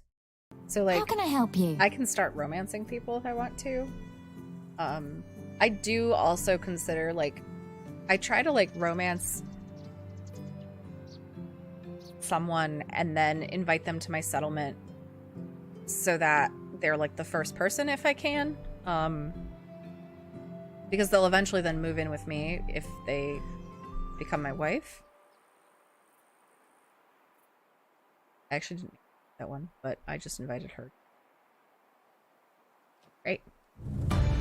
How is life let me treating small talk you? with her, though. What I was going to do is hit small talk and ask, tell me something about your skills. Because what I like to do is to invite people that have skills that I know are going to be useful early on. Seems like she probably has a pretty good wide range of either base skills or something like that. Does anything give you a hard time? I'd rather walk my own paths than follow animal tracks. That's just running in circles. So I don't want to make her a hunter. Have a good day. She's going to become really unhappy for a while because I don't have a house for her yet. And I haven't romanced her, so I can't ask her to move in with me. Alright. Let's talk to Alwyn to finish that quest, and then we can talk to the other one to finish hunting quest. Solved your problem with Dalebor. Sarcastic kid that is annoying your sister. Yes, I saw him running around the village with a stick. You must have an amazing gift of persuasion. The young one does not listen to anyone. By the way, I got this bread from Dobromira as an apology for her brother's behavior, but I think you've earned it. Right. Thank you. No problem. It's the most refined bread you've eaten. Our castellan's wife makes them in our local tavern. Oh, do you happen to know the man in charge? No, not really. I spend most of the time in the field, and our paths only cross when it's time to pay some taxes. Sounds about right. Alright, Dobromira, got your leather. And she just gave me a straw hat and 75 coins, so that's pretty good. Let me go. And there is a dude that I can buy seeds from over here. Gotta buy some fertilizer and seeds and get some stuff. Hello, traveller. Show Best me your goods in the wares. valley. Okay. I'll buy some fertilizer first. Say.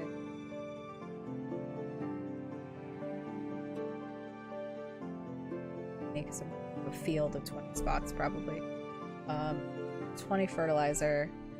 And then I need 20 seeds of some kind. Cabbage I can plant spring, I think. Yeah, I can plant cabbage in spring. Furball, 8 p.m. I better go get this stupid paperwork done or I'll have people moaning at me in the morning. 99 all. Don't forget to smash those like and sub buttons. Thank you, Furball. Have a good night. Annabelle Holland, never heard of this game before. Yeah, Medieval Dynasty is pretty cool. It's been in early access for a while, but now it's out of early access. So the updates that they do are mostly kind of like bug fixes or smaller things, but it's pretty fun. I can also plant carrots. Cabbage is expensive. I'm gonna pick carrot seeds and I'm gonna buy 20.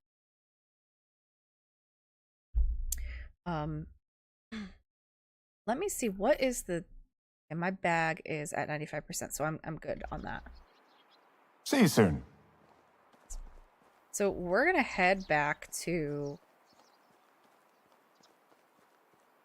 village, my settlement, and what I'm gonna do is I'm gonna put down a field, I'm gonna immediately plant, and then I'm gonna build a second house because I accidentally invited that person to my settlement.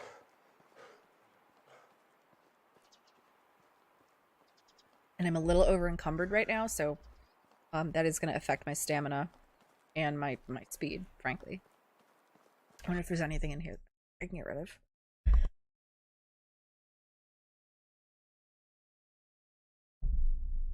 Okay, there's logs I can get rid of, and you know what? I can turn those into spears.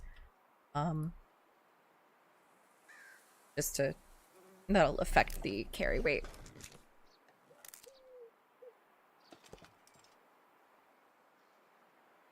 Okay. Doesn't do it by much, but it is a little helpful. Should probably...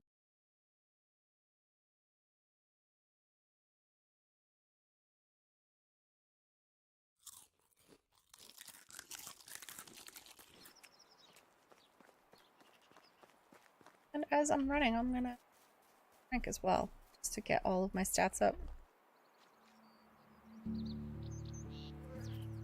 It's kind of a bummer is you can't fish, like, do like spear fishing with a regular spear. You have to have a fishing spear, which I won't be able to craft until much later. You can kind of see like how long it's gonna take you to unlock certain houses when you look at the technology thing. So like, this is all building technology. Like, there are a bunch of different things that you won't get to actually unlock until you kind of get through the earlier ones. Fishing hut comes after the herbalist's hut. I have the hunting lodge unlocked, so I'm probably not going to build that yet just because the woman that I just invited to live in my settlement is not a fan of hunting. So I'm probably gonna, you know, at some point put her to work in the barn. I'm gonna build a barn. Just because I'll want farmers. I can do a lot of the farming myself, but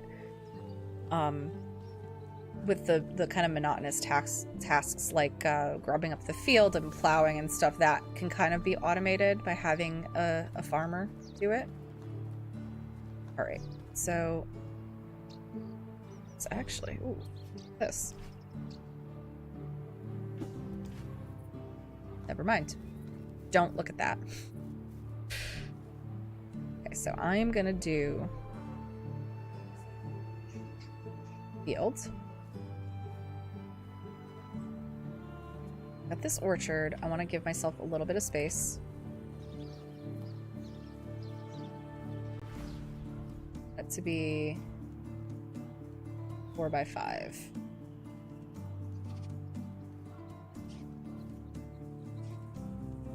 I guess I don't need it to be 4 by 5. I can make it much bigger than this. Okay. Just need to grub the fields. I think I can actually wait to grab the whole field and I can just do the part I need right now. So I just unlocked food storage, which is good because I believe the food storage building, you end up getting more out of your food for longer. So like it keeps the food fresher longer. This food quality degradation is the thing. I do also think chance of poisoning happens if you don't... Oh, these guys are just, like, hanging out here. You're just, like...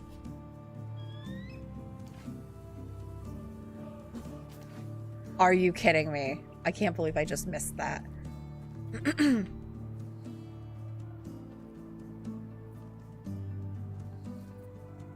Well, I think at this point the hawks are beating me.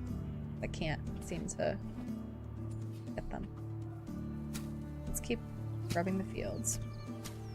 I'm gonna grub the whole field, but then what I think I'll do is... Oh, I unlocked a barn also. I think what I'll do is I'll grub the whole field, but then I'll only fertilize and plow the 20 spots that I want. And the reason that this is so important that I'm doing this right now is because the season is about to change after I sleep. And that's... If you basically plant stuff before the season changes, you will be able to harvest it the next season. Let's see, I need a log because my hoe just broke. Let's cut it.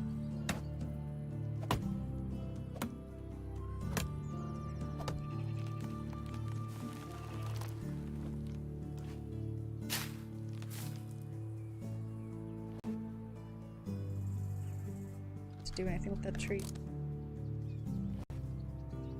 These hawks just like want to taunt me and my horrible aim. Come on, come on, land. Land!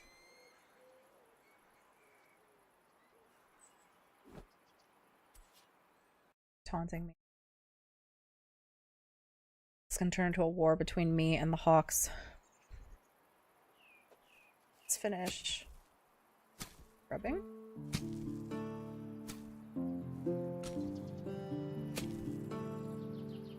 Yep, here it goes again. Alright, come on. Really? It's gonna fly right in front of my face like that. Some moose coming in pretty close over here too. Okay. So now we're gonna go to my bag. Like, this isn't even funny.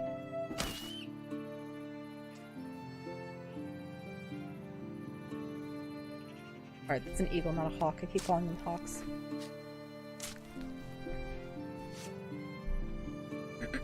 Alright, anyway. Let's get our bag out. And now I'm gonna go field, and because I have the fertilizer on me already, I am going to just start putting the fertilizer down from the bag. So this is where the bag is like super essential, because you cannot plant without fertilizing. Have to fertilize first. And you obviously need the bag to plant as well.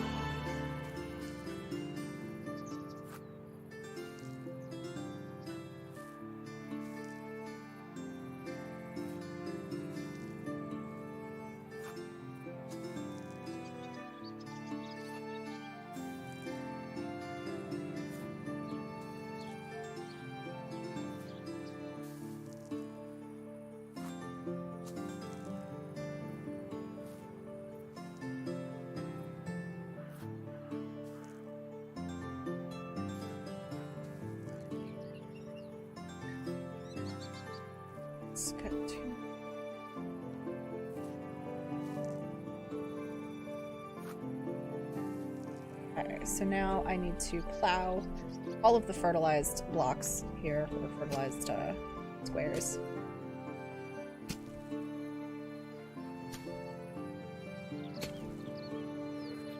I don't know if it's actually more interesting having myself in like third person for this. I feel like it kind of is. You can see a little bit better what I'm doing. So now, up in the top left corner, all of those little icons are actually what is wrong in my settlement right now. And there's a number next to them because it's basically that's how many people that is a problem for. And so the problem is that I don't have a house for this woman who I invited to my village. So basically she has shown up and is like, hey, you invited me to live here and I don't have any place to actually like live.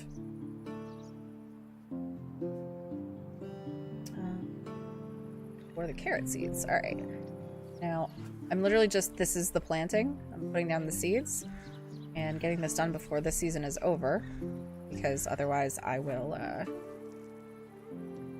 not be able to harvest them the next season. And whether it's for food or not, like the vegetables I usually don't use for my own food initially, because I do usually get a bunch of meat and I'm fine with that, but at least this I can either sell or just use it for food for my villagers. I can't do any of the cooking yet because I don't have a kitchen building.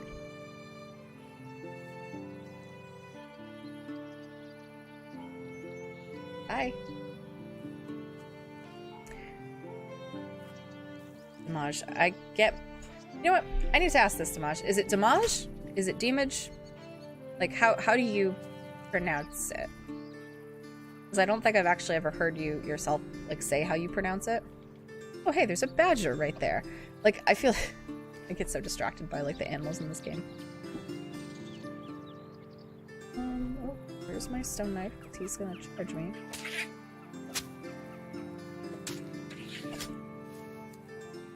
Let's get that. I get bored doing the same thing over and over again in a game, but then I remember I play Satisfactory when the entire game is going the same things over and over again.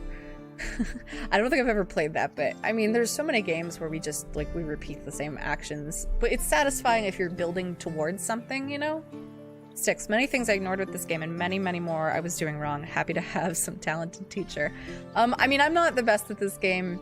I hadn't played it in a while, but I hope I can be somewhat helpful. I really like games like this. We got a rabbit in here.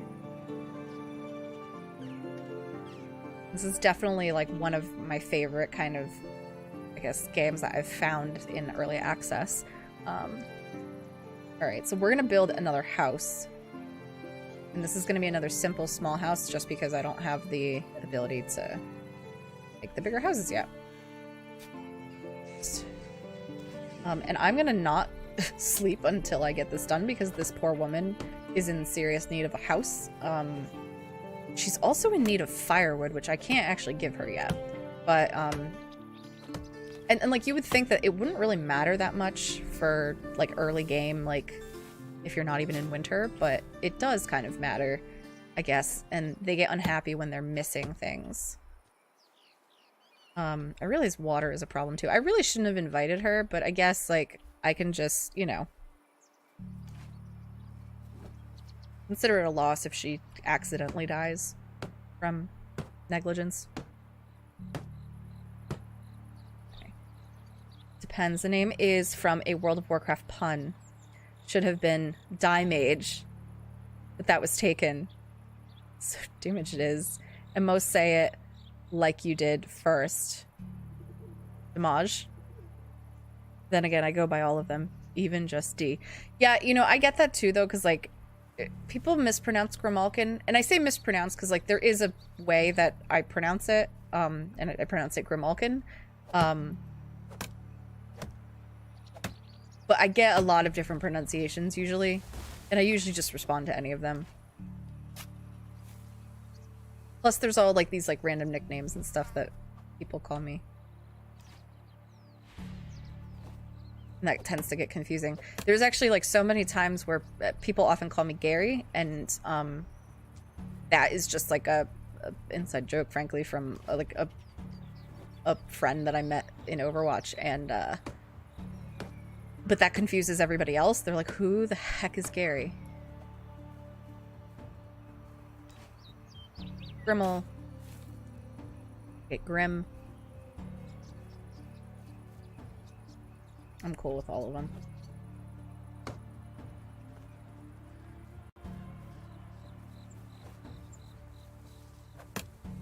Very dark. It gets kind of creepy, like, when it's foggy like this. And, like, you know, I don't have standing torches or things to, like, light this area.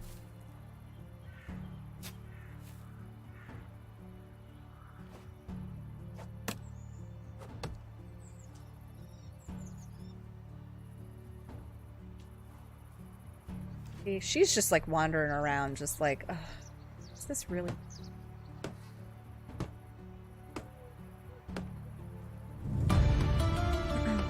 think I can move her in with me. I don't think I can move anyone in with me. All right, so actually let's see. So this is like the people management and the settlement management thing. I can assign her workplace if I want to. Yeah, it says no buildings because I can't put her in my house unless she agrees to be my wife. That's kind of one of the stipulations for how that works.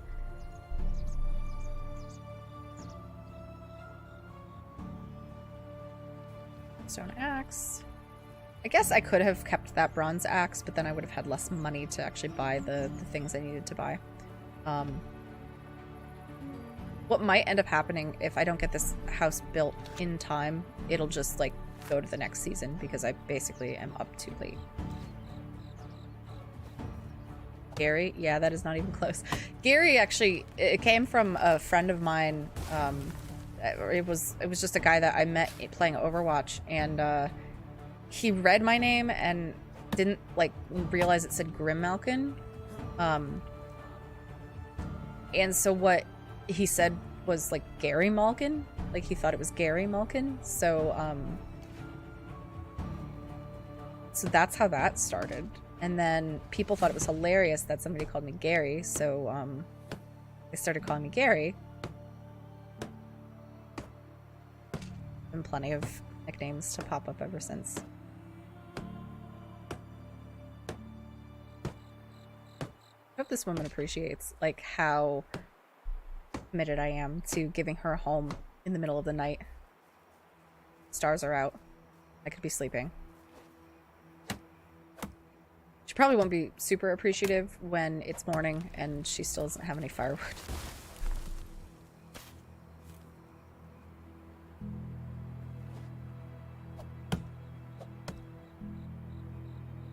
I feel like this is a game that would be cool.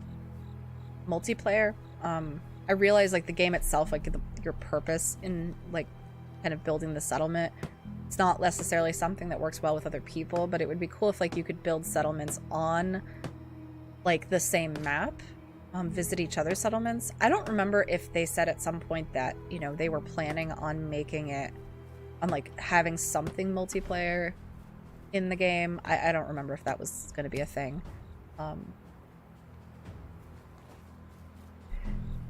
From now on I will refer to you as Gary. Too funny not to. Yeah, I mean, it's totally fine too, because a lot of people call me Gary instead of Grim or Grimmel. Grimmel's actually, that the first time I ever heard that was Raykit that just kind of came up with that. But I was like, okay, that's actually better. Like, I don't remember, somebody called me Grime Malkin. Like,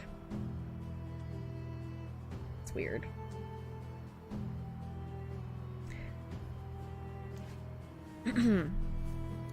We'll probably complain about noisy night. If it had multiplayer, that would be awesome. Yeah, you know what I have to do is I really need to look into like if there's like development updates or discussions from the devs about like where they're going with the game now that it's out of early access. I don't know, this game in particular reminds me a lot of, there were some other games that I think that I started to play or something years ago that like had kind of a similar vibe. Maybe it was Kingdoms or something. Maybe I did play it. I don't really know. But they did have multiplayer. I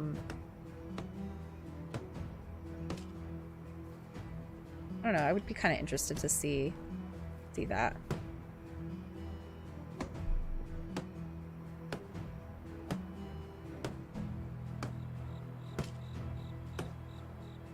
Honestly, like, I would be satisfied to have basically, like, a game like Scum. Just medieval. Like, that being, like, same mechanics and metabolism and everything, but just almost, like, with a medieval skin, right? Like, everything is, people-themed.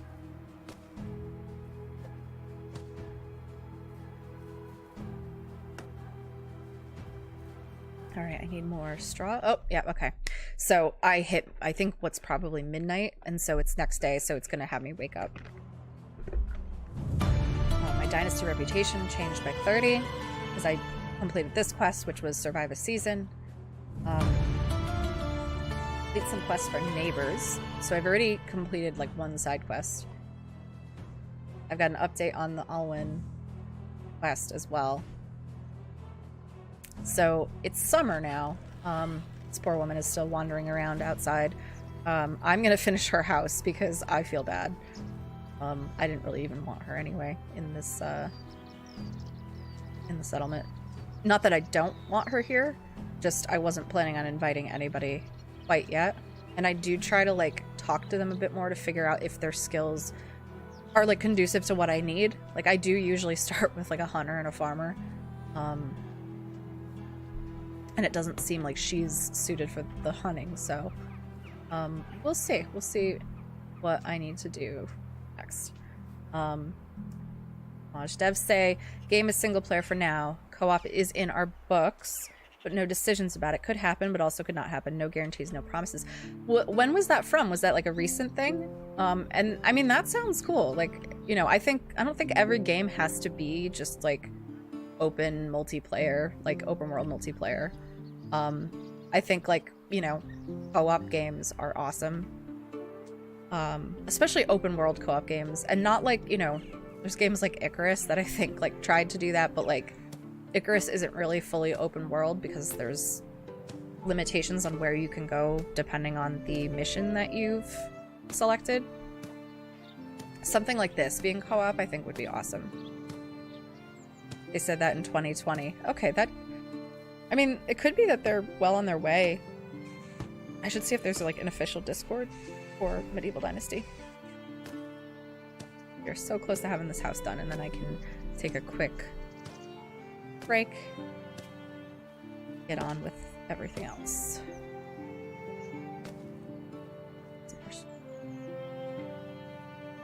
See, I love having the straw like right here, so I don't have to like travel.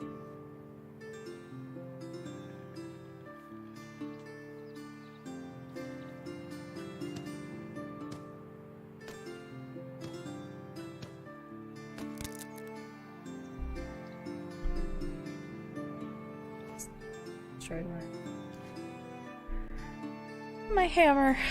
Oh boy, need another log. I'm really demolishing all of the nearby trees. Will get a little annoying as I continue to build.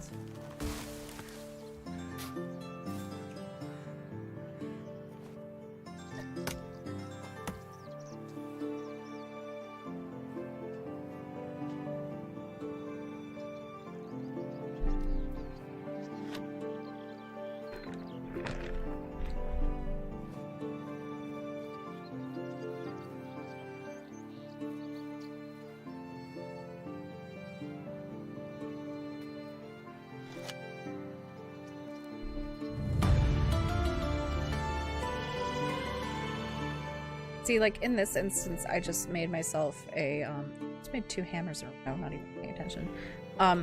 It's fine, because when one breaks, then I,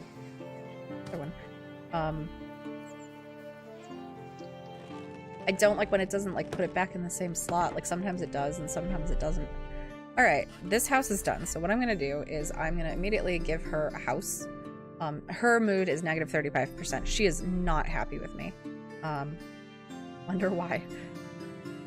All right. Okay, so I'm gonna put her in there. I don't have any storage that will basically allow her to retrieve things from a central location. So I am gonna give her like 11 of my dried meat in here. I don't have a woodshed to make the firewood, but I think I can actually, yeah, I can craft firewood just on my own. And so I'm gonna give her firewood from there. So I'm putting all of this in her house's storage. Oh, you know what? I forgot I could sell the straw hat. Okay, firewood. There's firewood in there. I don't have a bucket to give her water, so that's going to be a little bit of a problem, but I think I should be okay. Look at this rabbit. And carrots are planted, which is good. Guess I can't, like, harvest them yet, but then our trees are starting to grow. So I'm gonna take a quick break, run to the restroom, and then I will be back, and I'm gonna start trying to build some more so that I can kind of better supply my villagers. All right, I will be back. Let me do actually a quick save, and I will see you guys in a few minutes.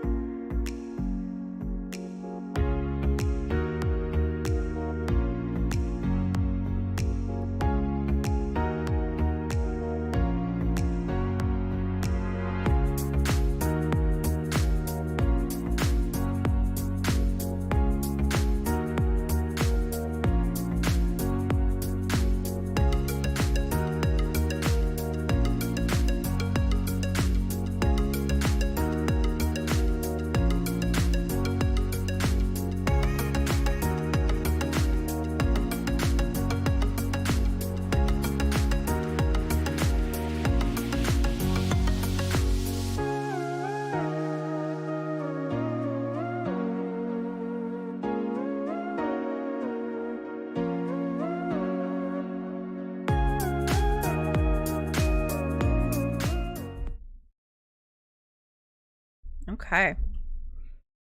I am back. Alright, so we've got all of this sort of figured out. Let's see what I can actually build as far as buildings, because I know I unlocked a few when I was doing the farming. I will need resource storage pretty much to make sure that like my people can get access to any tools or whatever, and I don't have to put them in individual houses. A woodshed would be useful. I can make firewood there, planks there. I will need planks at some point. The hunting lodge I can now build. Eventually, like, this is where I'll be able to craft the bow and arrow. So I'm gonna want that up soon because I do want to have a bow and arrow. The only thing is that to craft the bow, I would have to have linen thread, which I won't be able to actually make myself until I have a sewing hut. So there is some stuff that is kind of buried beneath like technology unlocks, but I think really the next thing is I need a bucket. I can either buy it or I could build a workshop and which I'm gonna actually unlock this first. So workshop is gonna be next, and I think what I can do is I can maybe set her to work in the workshop. If that's necessary. I'm not gonna make her a hunter because she doesn't like to hunt. So let's production and go to workshop. I think I'm gonna have sort of like a road that goes this way. So I'm gonna build this like here. So I want to have like a bunch of roads that kind of go inwards into up the hill a bit. Go out so that I collect things much quicker.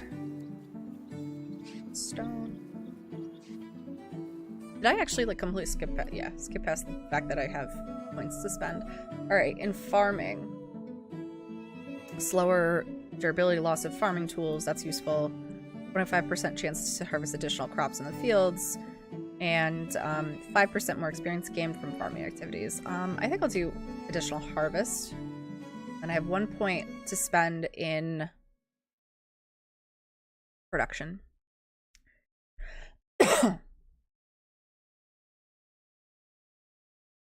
5% more experience gained from using workshop and smithy workstations.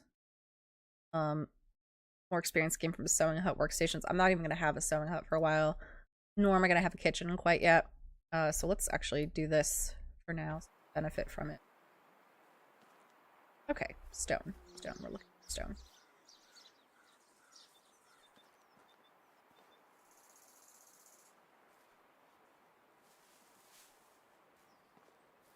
Oh my gosh, this cough is like killing me. I had COVID. And technically I made it the entire pandemic, the past 2 years, without COVID. A month before everything fully shut down in 2020, I was the sickest I'd ever been in my life, and I had like, you know, horrible coughs, like bronchitis like symptoms, all this stuff. Well, like I got sick then in that February, and my doctor had said at the time, like, you know, it's very likely that you had that was COVID. It was before we knew it was COVID, but it was COVID. But so technically I never had COVID prior to this because I never tested positive for it, but this felt exactly like it did that first time. And just like that first kind of me being really sick, I had this lingering cough that felt exactly like the cough I have now feels. And I've been like quote unquote better for 5 days, like where like I don't have fever anymore or anything like that, but I just cannot get rid of this horrible like cough. It sucks. Constantly this scratch in my like throat, and so I keep coughing, so I'm trying to like, I should really be drinking like tea and stuff. Do you reckon they will add village raids? So they have bandit camps. I don't know about village raids. And actually, I don't know if that's not already in the game. Like, I haven't really looked at some of the things they added since the first time I had played. I don't think there are village raids. Stones and stuff. I don't think there are anything like that right now, aside from the bandit camps. I feel like that would be great. Although when on my break, when I was getting something to drink, I was looking up what Dimaj was saying about the co-op coming in 2023, and I looked at like their current roadmap, like their post, release roadmap, and it looks like consoles are the next stage.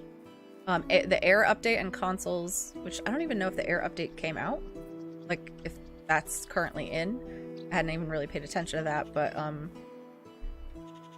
I think that is intended to like make the Air system more robust. So like right now the way this works is that like if I find a wife and then we have a child and that child grows up, like when I die, I can continue playing as my heir. And so there's supposed to be like much more involved than what there currently is or was.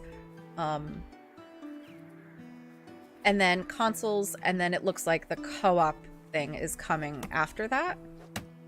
And I don't know,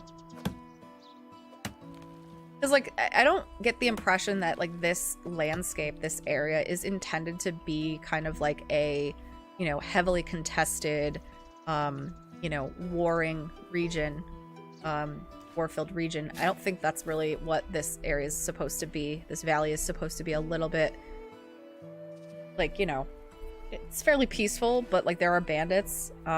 You have an active king. I know at a certain point, I don't know how far into the story quest because I've never gotten that far. There is there are challenges that the king poses to you, and that's a little bit different than like the quests everybody else gives you. That would be really interesting, Glassney, though, like if they added village raids. But I think one thing that definitely I have at my disadvantage is I've never fully played through the game and gotten through the story. I think like some others in here were mentioning like they stopped at a certain point, and I think I was in the same boat.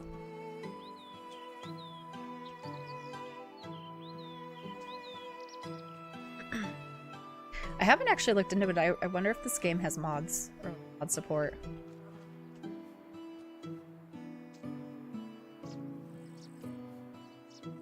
It's like, when you get into mods, like that's where a lot of the really like fun customization happens.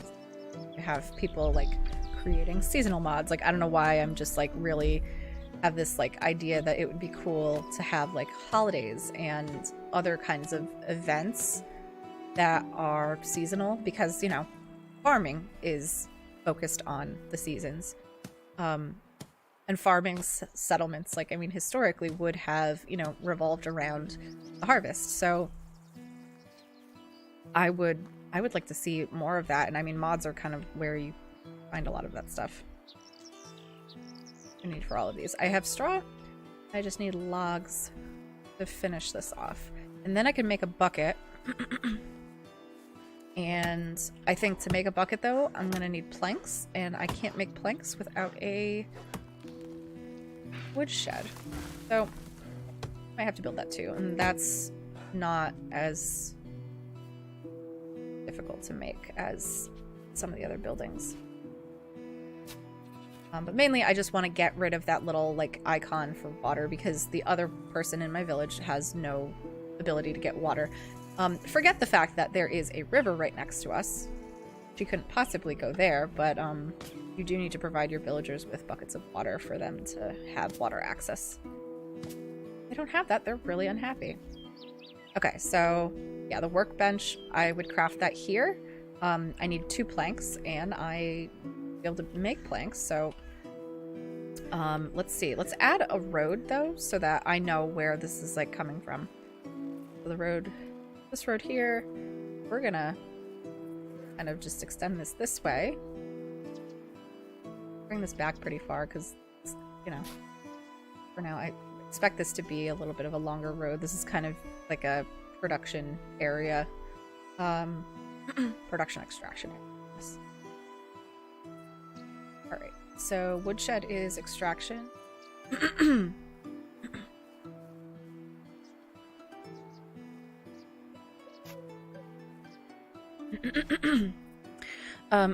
Mickey Rappa, hey, how are you doing? Hi, Grimalkin, I like the look of this. Are you going to do a series? I think so. I don't like to start things and then not finish them. And obviously, like, when I was streaming more regularly, like a couple of months ago, I had Minecraft going, I had Stardew Valley, and I don't want to give up on those. But, like, life and schedules have changed. So, like, I'm trying to figure out, like, when I most reasonably can stream and how often I want to do each of those. Like, I want to finish up the castle that I was building in Minecraft, because I've sort of did that as a series. And I do want this to be a series though too. Especially because with some of those updates coming out, that would actually be really cool to follow this game through those updates.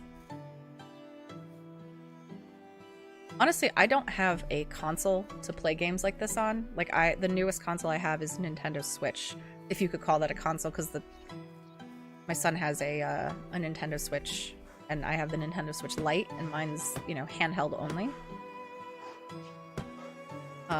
So the console thing, it doesn't really appeal to me, or I don't really care about it, but I think it's cool that they're doing that.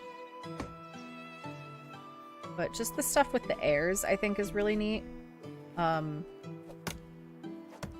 So I do want to do this for a while. You know, I want to try to get pretty far in the game, like several years, because, you know, the game can move kind of slowly.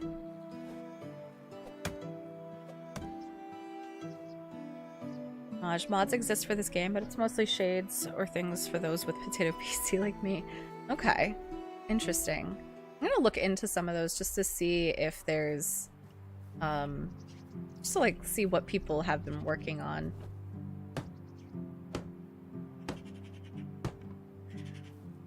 That would be cool.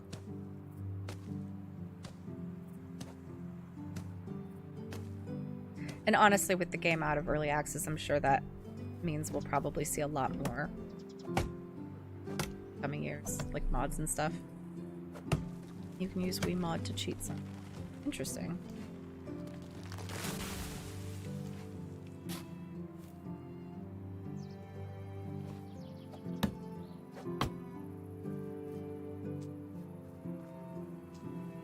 Okay. Finish this up.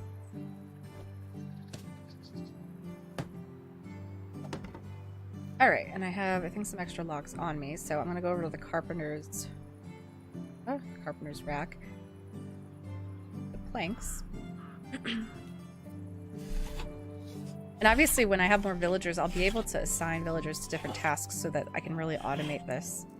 I don't have to like individually make buckets every time I realize that I need a bucket. I can have somebody like kind of slowly building them over time.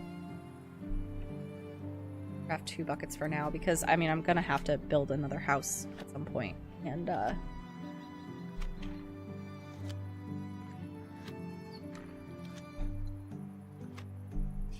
just kind of better prepare me.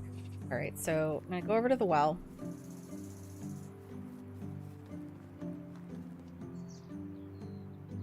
Like how this, like, I guess if I go into fine. But craft 2 buckets of water. And again, until I have the resource storage built, I have to actually just in the meantime, but I have to put this directly into her house storage. I don't need it because I can drink from the well anytime I want. Okay, so she has water. I should probably give her a job. Let's talk to her. How are you? Let's What's on your mind lately? I've come across a single huntress not long ago. Her joyless appearance made me shiver, and I realized I cannot stand being a loner like she was. Living for others gives my life a purpose, which I've never abandoned. Alright, we get it. You don't want to hunt. Rather walk on my own paths that follow animal tracks. So yeah, that again, this is about that. Walkers like me have an eye for finding the best spots for fishing or finding mushrooms. I'd survive on the road with ease. So she'd probably be a good herbalist, and a good fisher. Because obviously that's a little bit different than hunting. Day going the summer sun is too much for me. I must be getting old.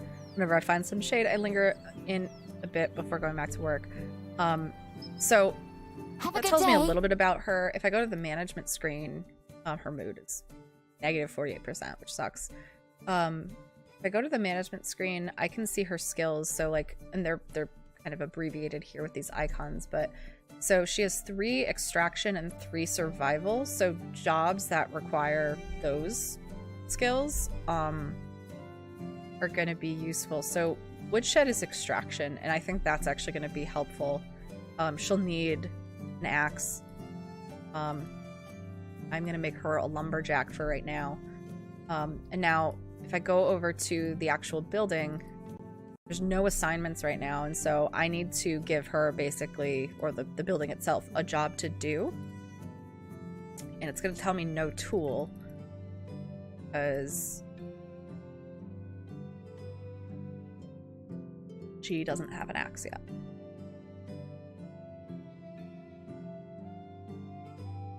Just a little bit.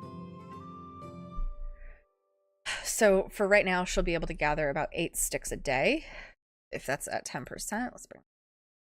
And then I want her to be making firewood with the logs that she gets. So I gotta make her an axe. I don't like to have the work intensity up too much. I'll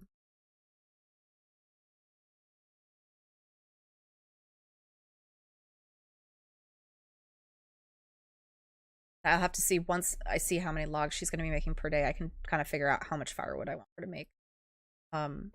I need an axe in the meantime. Can we use WeMod to cheat in Scum, but don't tell the admins? Probably not. Yes, WeMod had Scum cheats. Interesting. I don't really like cheating at games. I haven't since I was like a kid, and there was like a thing like Game Shark for Game Boy games, and it got kind of old. I do like the challenge. Like, I don't like mods that necessarily make gameplay too much easier. I like mods that make it more immersive. The moose running around still. I could always hunt. I mean, I think though, like, you know, cheats and stuff for single player games though, I don't have really a problem with. Like, I mean, I think that anybody wants to play however they want to play, that's fine. Just multiplayer games, that's where it gets kind of sticky and you get into situations where it's like, okay, well, this could be, you know, giving you, I'm not even in my own house. This could be giving you an advantage over, you know, someone else.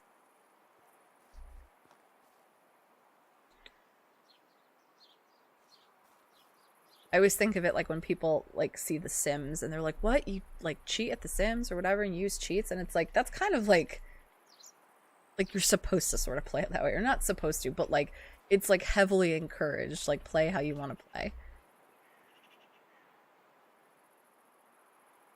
Much I only use cheats in solo games, never use in multiplayer games or online. 6, I do agree. Yeah, it's just like one of those things. It's like, especially too with like solo games, like you're playing a game because you want to have a good time, and whatever you can do to make it fun, I think that's great. All right. So I need to make her an axe. Let's get some stone. Oh, I keep putting stones in the thing, and it's just easier to find a stone. What? No stones around here.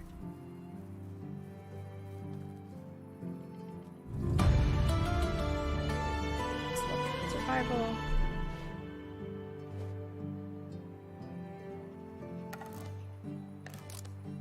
Sims demands you to build a flying house. What Sims demand? A lot of things. Right to. Right. Let's see, we got a moose here. I can't remember if I still have any spears. No. I really don't know that much about them. Alright, so I think I should be fine if I put the axe in her house. Don't, like, faceplant into the door.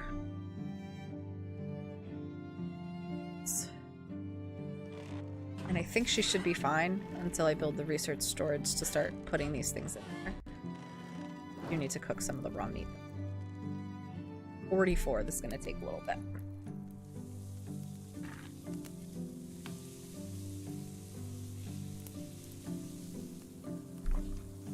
I actually was working, before I got COVID, I was working on a video, a stop motion video build in The Sims. And I was like working on editing it and I spent a lot of time on it and I didn't finish it completely and I've just not had the motivation to put it together. Because I'd like to post Sims build as well. I think I will do that with Scum though, like when modular base building comes into Scum, do some building videos.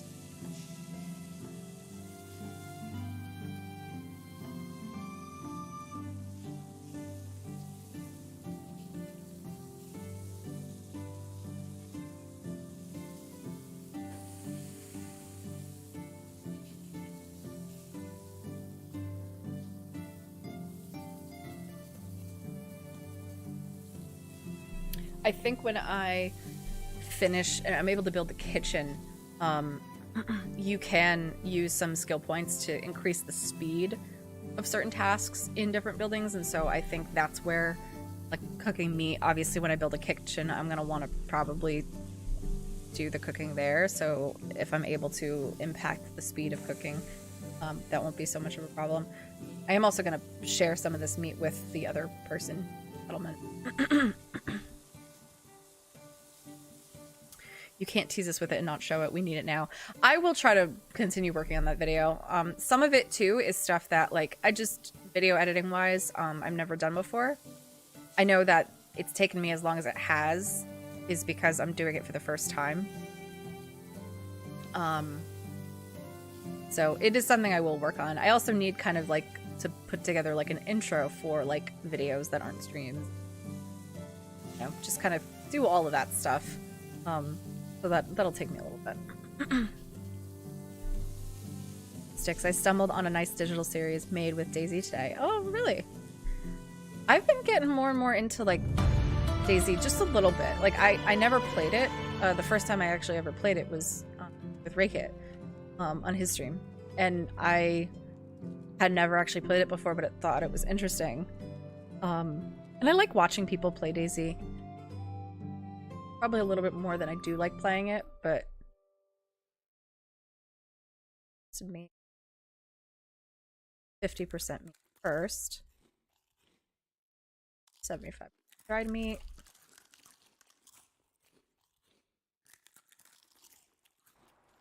So I'm good on meat now. Or on food, rather.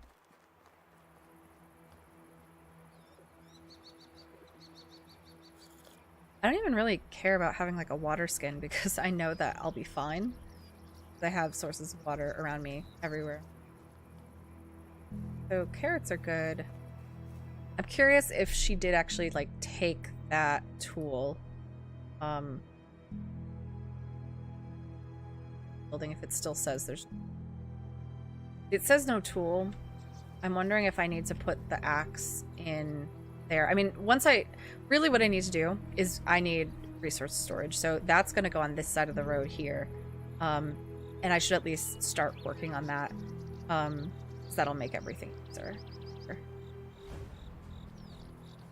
Oh, building limit exceeded 5 out of 5. Interesting. Okay. So I can't actually build anymore. Huh. I think I might need to increase my dynasty reputation, which means I need to do more of those quests. Which just means that I have to focus on quests tomorrow. Yep. Let's grab some stone. So dark. Oh wait, I have...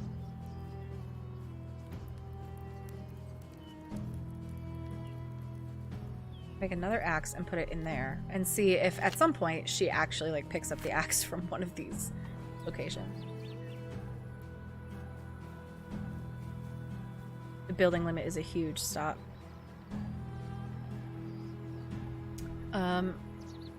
World War Z Zombie Horde episode 3. I need to watch the first 2 episodes. Building limit stop. Okay, so yeah, sounds cool. This one. At some point, hopefully, she picks up the axe. Sleep next day. Okay.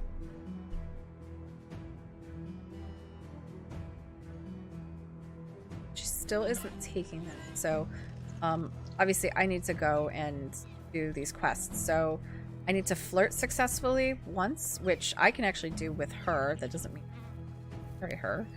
If I start flirting with her a little bit, it's just, huh.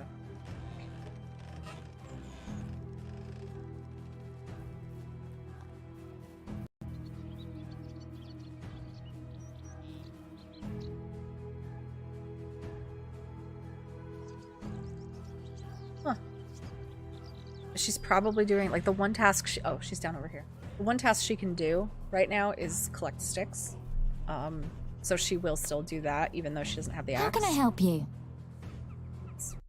You seem very interested. Alright, let's see what we know about her. Because, like, she's not into hunting. We don't really know a ton about her personality, but,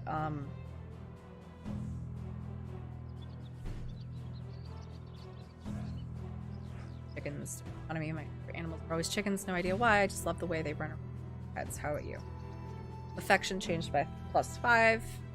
So, that would be considered a successful flirt.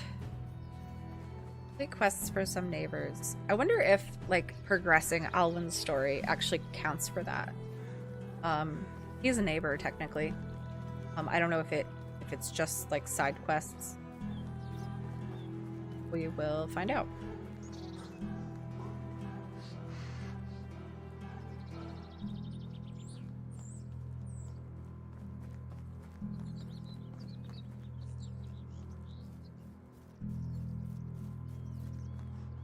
The other thing I do need to keep an eye out for is the bandit camps.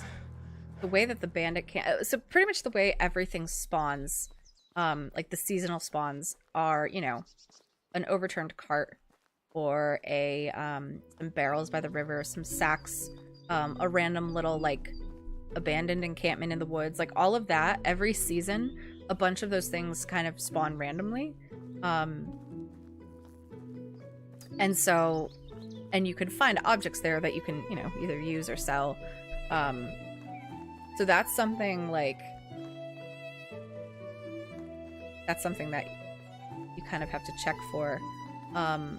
Bandit camps are one of those. And bandit camps are, like, active camps with, you know, 2 or 3 people. Or, you know, usually it's, like, 3 or 4. You know, aggressive enemies who, if they spot you, they will, like, attack. And the thing about, like, this game is, like, the roads where they are, you know, you might have a hill right on the edge of the road that, like, you can't see what's on the other side, but it might be the bandit camp, and there might be one close enough to the road that, you know, they will spot you and you suddenly, you know, get jumped. I can actually have, like, someone else come to the settlement and live with her, because you can put a man and a woman together.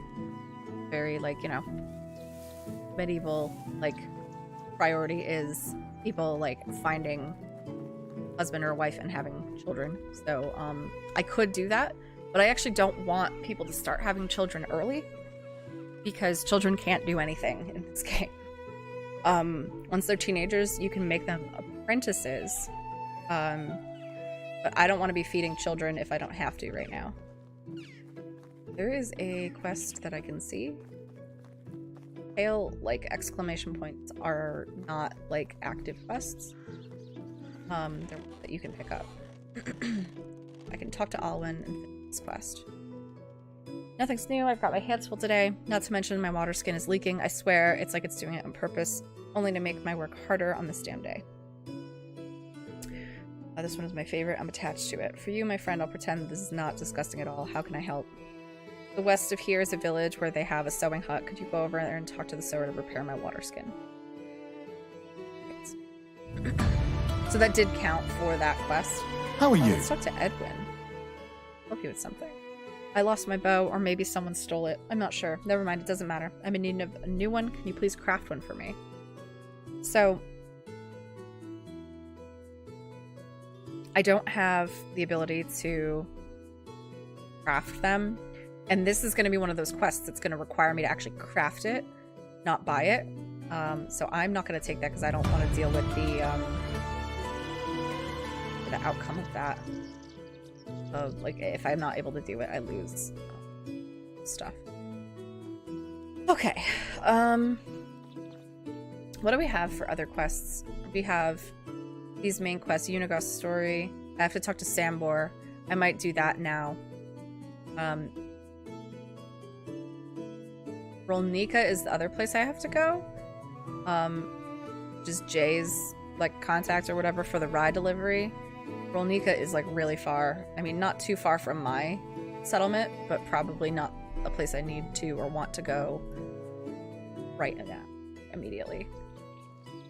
So what I think I'll do is I'm just gonna head across the river. It looks like there's no quests in Borowo, but I can at least go and get to the next stage of Unigos quest and talk to Sambor. To get into the water, apparently, because I am dirty.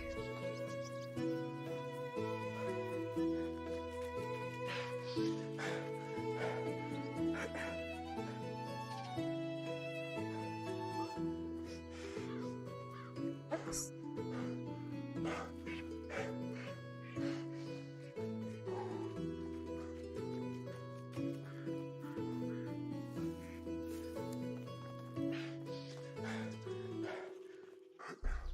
Actually, auto run. Second.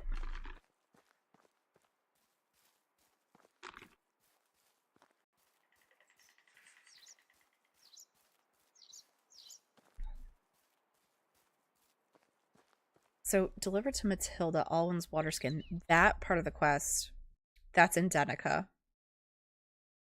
That's where I have to go for that. The Denica quest is not too hard, and you can loot some stuff under one of the small bridges on your way. Yeah, that bridge always has some stuff near it. I'll probably, once I get back to the village, takes care of some stuff there. I will probably pass back through and go to Denica and start that one. Let me actually apply these skill points. Daddy PC Gamer, hey! I finally made it here to say hello. I've been looking forward to the stream, but life is so busy today. Yes, I understand. It's okay, but thank you for stopping by. Appreciate it. All right, let's see. What can I do here? I don't care about alcohol resistance right now because I'm not really spending any time on the alcohol. 10% slower loss of food and water. That I could do with. For crafting knowledge, let's see. I'm gonna ignore the sewing and the cooking stuff right now. Insulating walls for lower firewood consumption. That could be really useful, especially because I have like the, you know, the less insulated homes right now. And slower durability loss of hammers. That I want to do. I will do point in this. So then I can eventually start insulating my homes. So we're going to Sambor right now. And I was saying before how the bandit camps do spawn. It is very random, and I go plenty of seasons where I never see bandit camps at all. But there has been several times where one has spawned over here in this direction, and like it's just over the hill, so I don't see it, but then they end up like charging at me and killing me. Should do though. I have to always like remember to save my game, because there have been times where stuff happens where I'm just like, I need to load the previous save. fix this.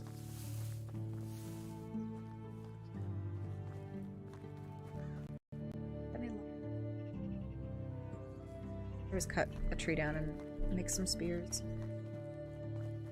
But I'm really just focused on getting to the next person. Sambor.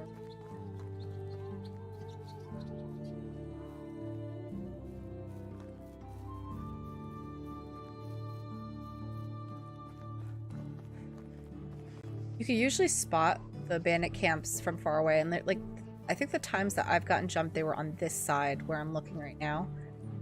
Usually you could spot them because there'll be like the little like defense like wooden stake things that are pointing out from around the encampment. That usually helps me notice them, that I don't get like attacked. Because like if there's multiple guys in a bandit camp, like, and you get attacked, like you are kind of in trouble. You don't have a lot of protection or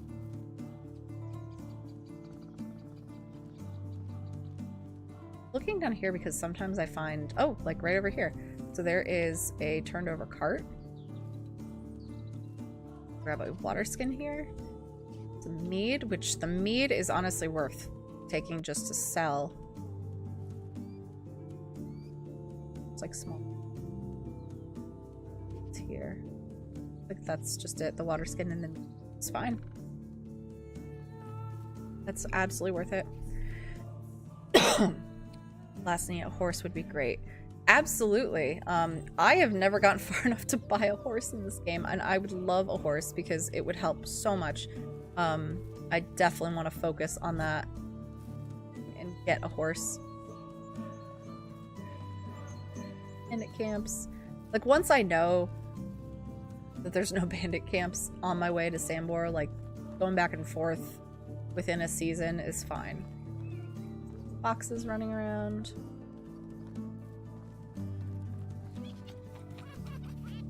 Sounds.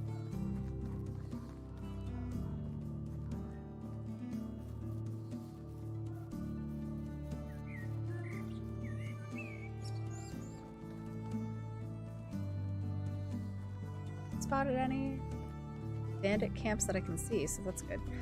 It's only really a problem in this area because it's so like foresty that you can't really see it. Is this guy? Could be tracking us and like so much easier. Alright. Oh. I think you're lost, boy. Sorry, I didn't mean to disturb. Wait a second. Look me in the eye and stop shivering for crying out loud. Huh, black and blue. You're Jordan's family, aren't you? Yes, my name's Rasimir. You must be Sambor, then. How do you know that? I was talking with Unagust. He told me that you were a part of the reminders as well. Daddy PC Gamer, Grimalk, and Kim said you need to do your makeup live on stream after you're done playing. I could do that someday. Do it live on stream. I was really bummed out though, like the it's hard to see it from here, but like I did do kind of like a Halloween orange and black thing, but it's hard to notice. The orange is kind of light. I've never heard this idiotic name in my life. Oh, sorry, maybe I've made a mistake. We were called the Undying Fist. So much worse.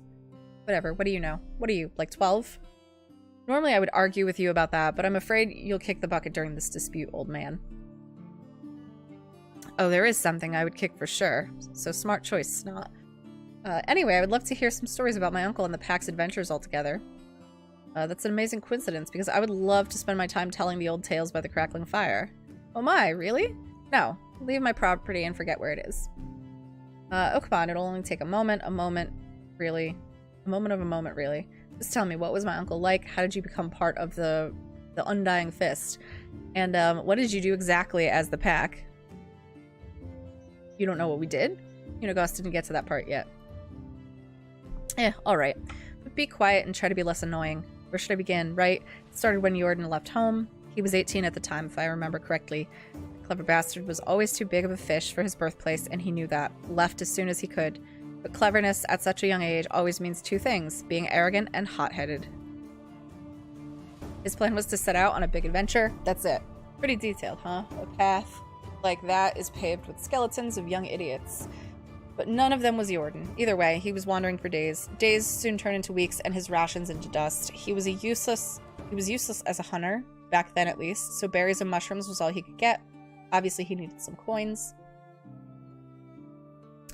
He came across a manor with orchards, so vast they seemed like an ocean. Jordan managed to find some work there. A week of back-breaking labor had passed. His hands were covered in blisters, skin red from the scorching sun, knees pulsating from pain. I must say, you're an amazing storyteller. I wasn't expecting that. Shut up. Do you want me to finish? Where was I? Oh, right. He was exhausted from all the strenuous work he's done. Went to the lord of the manor with a smile on his face to collect the payment. His stomach was already full with fantasies of all the delicious treats he was dreaming of buying, and all of that was ruined by the hand of the lord holding a couple of lousy coins. Jordan was furious. That was merely a fraction of the pay he was supposed to acquire. He started shouting at the lord, demanding justice. Peasants were just flies to the lord, disgusting, replaceable insects. And what do you do with a fly which buzzes too loudly? Both of the lord's palms struck Jordan's ears with the strength of the ox. Jordan fell to the ground stunned, and the lord's guards threw him out of the manor like garbage, stealing that few pathetic coins while doing so, if I may add. It wasn't until evening when Jordan regained his hearing, and with it came a fervent thought of revenge. Your uncle was quite a capable fighter when I met him 10 years later, but he wasn't back then. He knew the guards would massacre him if he only came close, so he needed to find another way to fulfill his vengeance. Jordan was always ambitious, but that hatred fueled him like nothing before. What came later was me becoming bored of this conversation. Go away. No way, you can't leave me like this. I can do whatever I want. Scram, I have things to do. Screw your things. Huh. You really do have Jordan's blood in you. You're right, screw my things. They're your things now. They're your things to do now. What do you mean? I mean, I'll finish the damn story when you do what I tell you to. Understood? Just say what needs to be done, you won't regret it. Here, grab this shovel. It's a piece of crap, but we'll do. There are clay deposits behind my house. Go there and dig up some clay for me. On it.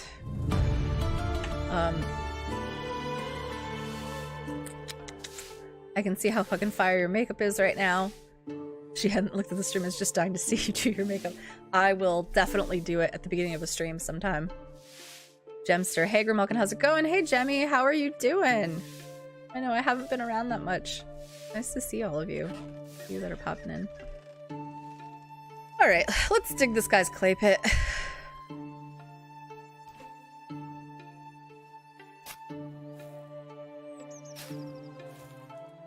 Should track the quest so I know how much I pick up. To do 2 full clay deposits.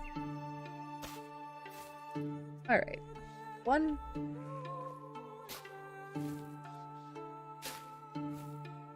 All these little random here carvings back here. Alright. So I gotta bring sandboard clay. It's all the clay you wanted. Will you finish the story now? Alright. So as I've already said, Jordan wasn't much of a fighter back then. He didn't have any money nor connections, but he had one thing. An unusual ability. You see, from an early age, Jordan was an exceptionally good liar. No sweaty palms, no voice cracks, no tells really. Calm, steady breaths, eye contact held all the way. He eventually managed to handle any kind of pressure, even in the craziest of situations. But it wasn't that at first. He felt no pressure lying, no stress at all. It was natural for him as breathing. He had absolutely no remorse. He came up with a plan so immensely moronic and unrealistic that it's really hard to believe that it worked so perfectly. At first, he convinced the nearby town's tailor to sew him a whole set of clothes worthy of the most wealthy nobleman. The finest of fabrics, silken threads, you name it. Horrendously expensive. So how did he manage it? So how did he manage to afford it, you may ask? It's simple. He didn't pay for it. So he stole it. I said no such thing. Jordan wasn't a thief. Not in the traditional meaning of the word, at least. Apart from that, did I finish the damn story? Him. While wearing his new clothes, he traveled to the castle of the king of that realm and entered it. It's mad to even consider trying to pull that off, but Jordan, he just walked straight in. I don't blame you for doubting me. Damn, I wouldn't have been the first to doubt a thing like that if I didn't see him doing it 100 times later on with my own eyes.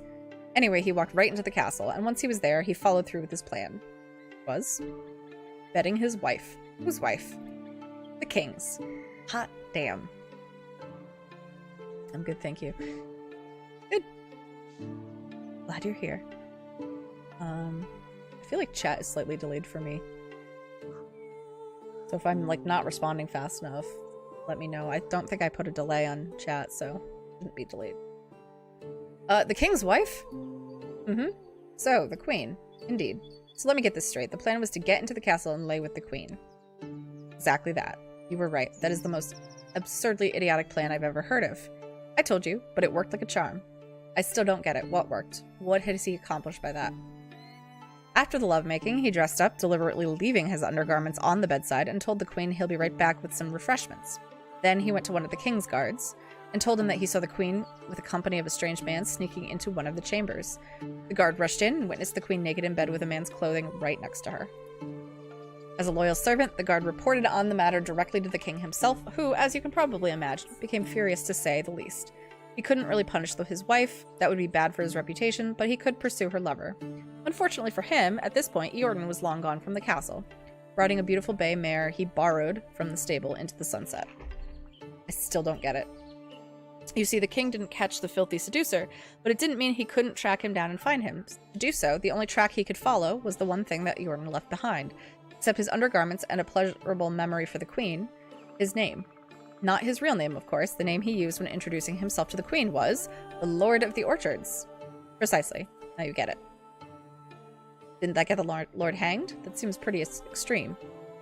He didn't get killed. That wouldn't be in Eordan's style. The queen begged for his life to be spared, so the king threw him in the dungeon, where he spent all the days he had left.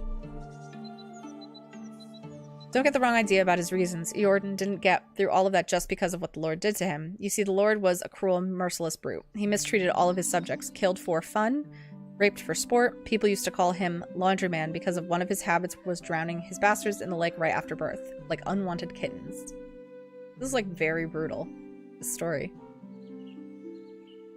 Oh, Gemster, is it your birthday?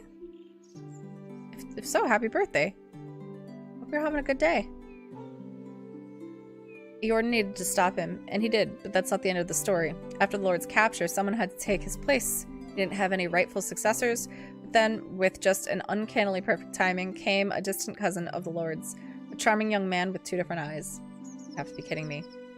He easily acquired all possessions of his sentenced relative, but Eordan didn't want any of that, not for himself, so he took only 3 bags of coins from the treasury and left everything else in the hands of the peasants. They were elated. He is still probably worshipped there, I can tell you that. Oh, and one more thing. Why 3 bags, you might ask?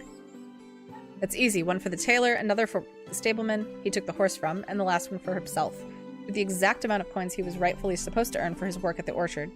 I told you Eordan wasn't a thief, and that was it. He mounted his beautiful mare and left the realm, continuing his adventures. At least that's the story he used to tell us. So nothing of that may be true at all. But that's just how it was with Eordan. I've never met anyone else like that. Don't get me wrong, he had his flaws, but the things he could do. His tongue wasn't even silver. It was made out of pure gold. But wait, you didn't tell me what was the purpose of the Undying Fist. Oh, I thought it would be obvious now.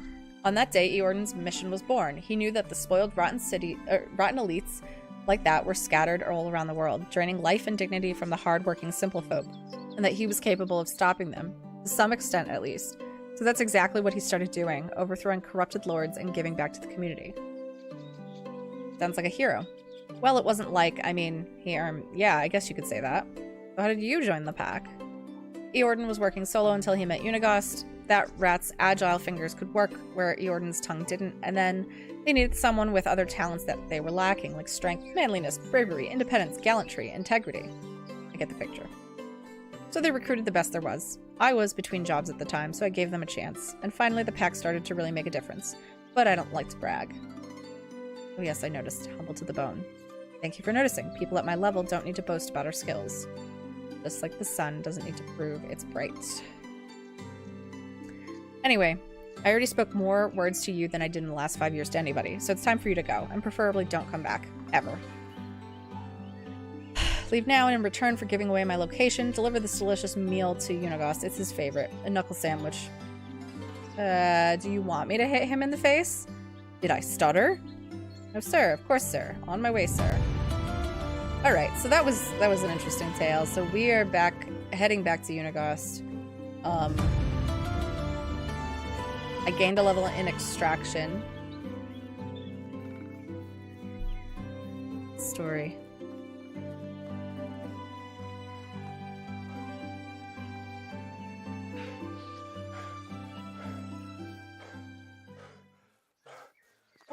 Or something.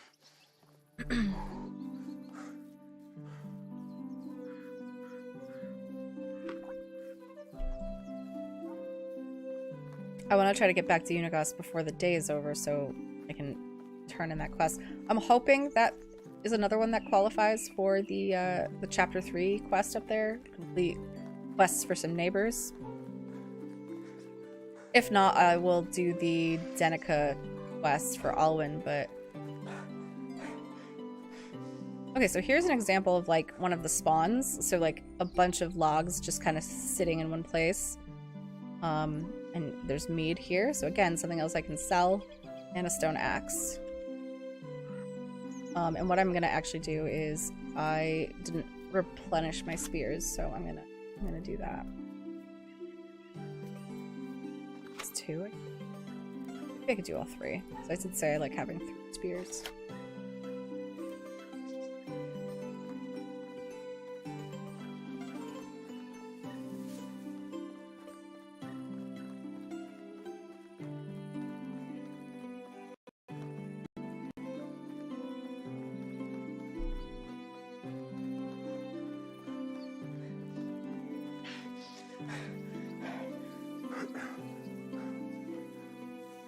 I can actually take a shortcut to the village. I don't have to go back past Borowo. I can go into Gustovia from this side.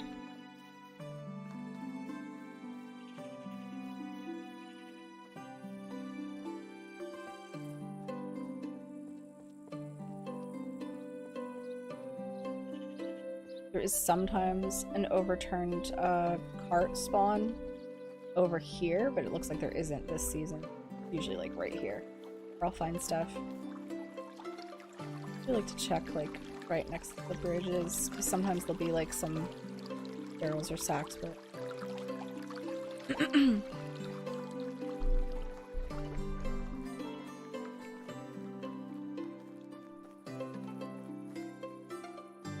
it's always really helpful too when I find like an overturned cart or something and there's like a bow there. Like a bow and arrow, because once I get a bow, then hunting becomes extremely easy.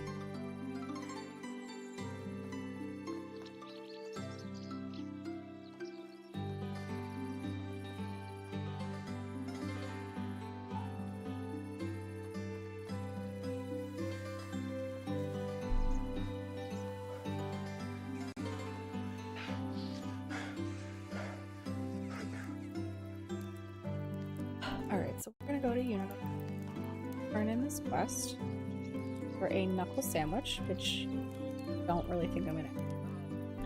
Unigost, hello, I've talked with Sambor. He's a real sweetheart, isn't he? Sweetest like a jar of honey. That's Sambor for you. I see, he did tell me about my uncle though, the story about the Lord of the Orchards. He has some unexpectedly good storytelling skills, doesn't he? Yes, he really does. I was downright astonished by that. I'm gonna skip past this one. I don't want to read all of that. Really, and what is that? A knuckle sandwich. Yeah, that sounds exactly like Sambor. So you're gonna deliver? If you want me to. Oh sure, I love people punching me in the face. Around the valley I'm known for it. Would you be so kind and do it for free though? I'm all out of my being punched in the face budget. Okay, you're joking. I was starting to work there for a second. Don't. Sambor just likes to say crap like that. But if he asks, I'll tell him you knocked me out cold. Just out of curiosity, what did Sambor tell you about him becoming part of the pack? He said that you were looking for the best to recruit and that he was an obvious choice. Yeah, that seems like something he would say. Well, he's really full of crap. It's not a pleasant memory, but I believe you deserve to know the whole story. We didn't recruit him. Well, I guess we did. Eordan did, but that wasn't a matter of choice. When Eordan and I started to follow his mission together, we were rather successful. Everything was going smoothly, too easy even. We were doing a lot of good, putting many well-deserved smiles on oppressed faces. That's when we let our guard down. There was a secret guild formed by a few of the higher-ranking knights and barons. We called them the Vendors, a bunch of really heartless bastards. Their most lucrative business was selling a living merchandise. And no, I'm not talking about animals. Please don't say it. Slavery was strictly forbidden in that realm. The Queen was adamant about that. Well, the Vendors had their own set of rules to follow. They caged them like cattle. Mostly women and children, forced to fight rats for the poor little rations they were being given in the damp dungeon they were held in. The guild preferred quantity over quality, so they didn't care about diseases and they didn't tend to wounds. Sometimes it took them weeks to get the dead out of the cages, survival of the fittest, or rather outlasting of the least fortunate. It was simply horrible. If you ask me, all the damned guild deserved a cruel and slow death, but that wasn't how we operated. Eordan made it very clear from day one, we were never to take a life. That was the most important of rules. Hi, miss. Can I help you? I'm not even fully blocking the fence, so you can go around. Just in case you were wondering. Okay, let's move along. Anyway, we managed to get everyone out. The carriage is full of broken people. Even the horses kept their heads low, mourning. The despair in the air was even more poisonous than the stench of rotting flesh. See, there she goes. She's out. And in all that, we forgot to make ourselves safe as well. We were caught by the mercenaries who brought us to the torture chamber. Yeah, this gruesome place had an even worse room hidden inside. Unbelievable. The Vendors weren't in their patient mood, so they sent their worst torturer right away. I was horror-struck, truly petrified, could barely breathe. Eordan didn't say a word, just looked at me. His eyes were relaxed but focused. I realized he wanted me to be calm as well, but I just couldn't. He went first. So let's see. To summarize, Eordan was tortured. And started talking his way out of it. He was making him offers one after another, but the torturer just kept carving his torso. Unigost was struggling. I'm summarizing because this is long. If you're lying, you're going to watch me do the same to him. Eordan just nodded, so he untied both of us and helped us escape. There were more mercenaries on our way, heavily armed. No one stopped us. Even they were terrified of that guy. I'm gonna guess that guy is Sambor. We managed to get out in one piece. We managed to get out alive. Eordan's wounds wouldn't heal for weeks, and even after that, he was scarred so badly. It looked like he had chainmail stitched to his skin, but we escaped death, and its emissary became one of us. Yeah, the torturer was Sambor. I have no words. I'm sorry this happened to you. Don't be. The path we walked on, it was our choice. We knew the risk. How could you want a person like that amongst your troop? You think I wanted that cutthroat anywhere near me? I couldn't get a wink of sleep with him around for days. I was constantly watching my back, watching his every move. Why don't you blow him off? That's simple. Eordan made a deal with him. Promised him the only thing that mattered to that brute. Which was? Money. A whole lot more than what the guild was paying him. And a cut from every heist that we did. Couldn't you just pay him off or run away? That's not the way Eordan did things. He was a master liar, but when he gave someone his word for real, he never backed down. Besides, we later found out Sambor wasn't evil in his nature. He was just a true soldier. Did what was asked of him. Honestly, I hope we'll never have to. I've been through a lot, and after all these years, the thing I wish you the most is to have a boring, steady life. I have a special request for you that will help achieve that boredom. Sure thing, what do you need? I need you to go to Barrow, find Ida, and get my scythe back from her. There, it's done. Alright, so we have a new quest, and that did finish the Chapter 3 help people out quest. It's already nighttime, because that's just what happens talking to Unigost, so I'm gonna head back to my house. I do like the story in this game. It feels generally well thought out, even if you're just kind of, the story is essentially you finding out about your uncle. But there is a lot to read.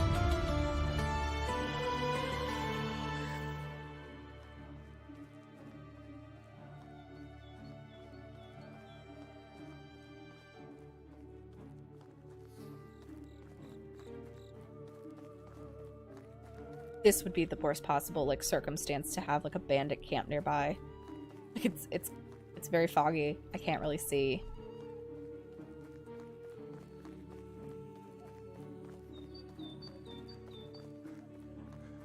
So I know I'm gonna have to go back to Barrow.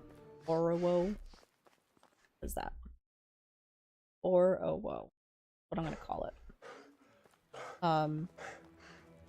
I also have the tasks to hunt boar and fox, so that shouldn't be too hard to accomplish the next day because there are plenty of fox around and then a couple boar. And I also have to build the hunting lodge, so that gives me kind of an incentive to do that.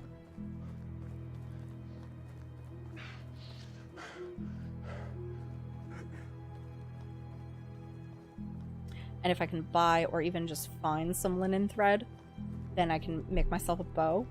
I'm probably just gonna buy it in Denica because I know that there's that quest that sends me over there that is to like go to the sewing hut in Denica. Do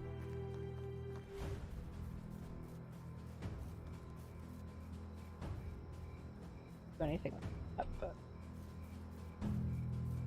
alright, we're gonna sleep.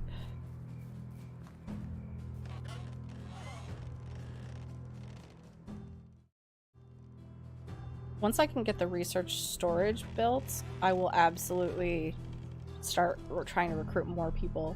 Some skills that leveled up in extraction. I'm not using pickaxes and shovels that often. 50% resources recovered from destroying structures. I will take that. Then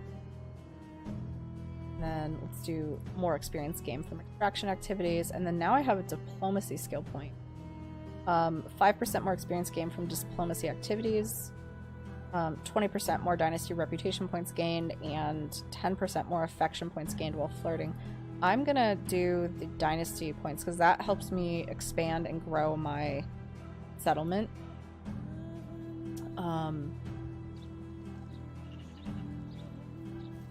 keep checking the carrots because I could have sworn like maybe I do have to wait till the end of the season to harvest the next season.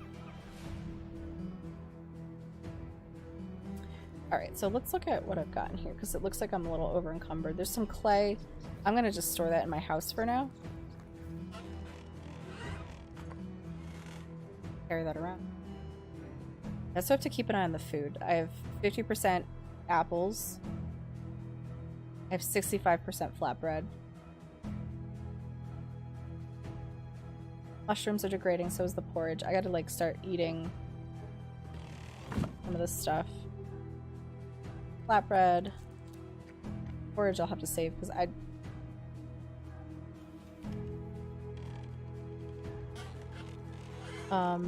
Alright, so... Hunting Lodge is next, and also I really need the research storage, but that means I think that I can actually build more buildings. So the research or resource storage. I like to kind of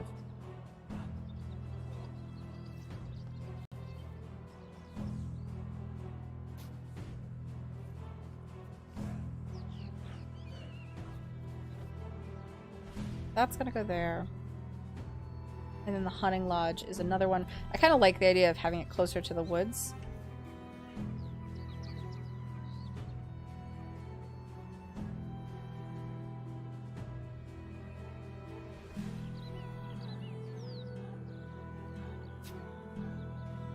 Okay, so I will have to build those, but I think I do want to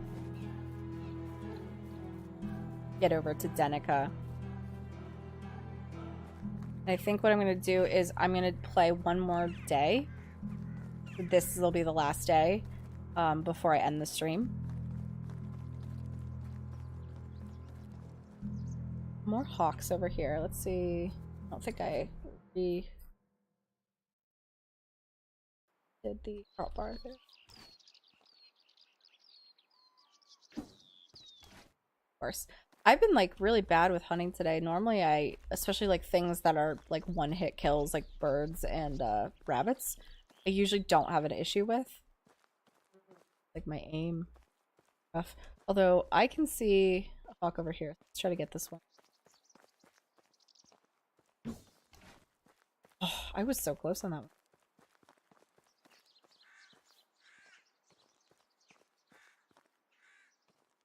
Funny. do really want to wait and like focus on the boars and the foxes because I'm gonna get a lot of meat from those, and I don't want to have like a way overabundance of meat because there's really no point. It'll just go bad.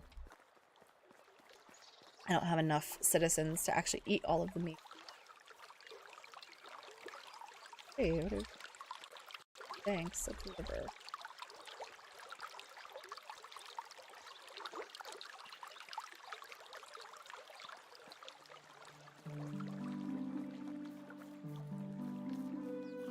Because I think there are some over here.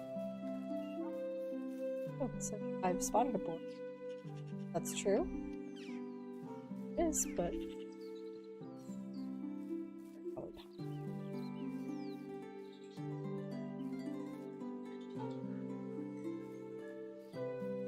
see a boar.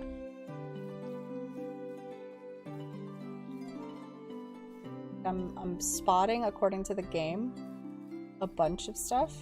Ah, here's a boar. I think I like hit it in the... Okay. Come charge me. Come on.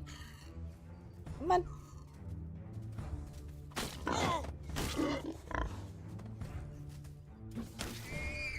There we go.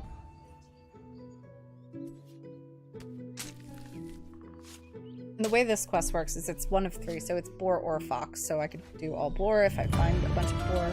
I think, yeah, the spear was... I think sprung. See any more boar at the moment. See any fox, so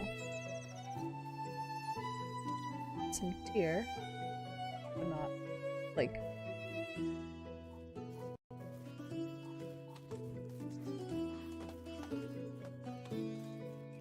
plus I am at Denica. Okay, so it's saying that my citizens doesn't have an assignment, and I think that's could be like maybe they don't have the tools. Say that. Well, it says that, but I don't have a well worker, so I don't know why it's showing me that. Okay,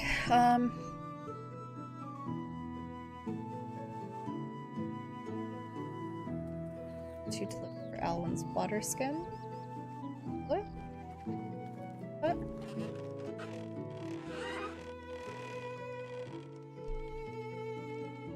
Alright. Materials. I think a few leathers will do. These forests are full of wildlife. Do you think you can handle it? So she needs 3 or 4.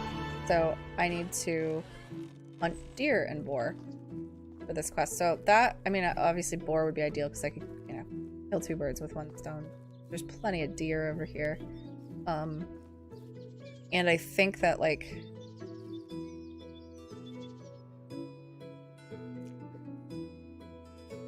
I could go for the bigger deer, but smaller would die easier. If I don't get a shot, it's not going to do enough damage with 2 spears.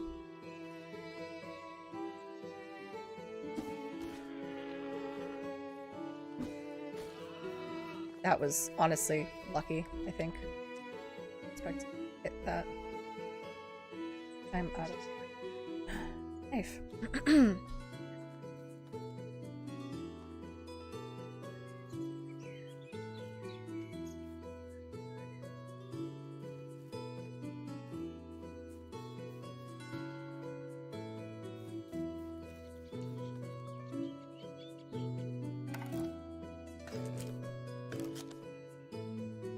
A little bit impressed with my nailing those shots the way that I did.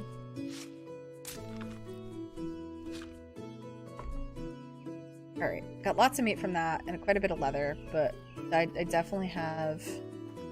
See, it's saying like I have to hunt deer or boar again, which means that like... Ugh. Gotta find a boar.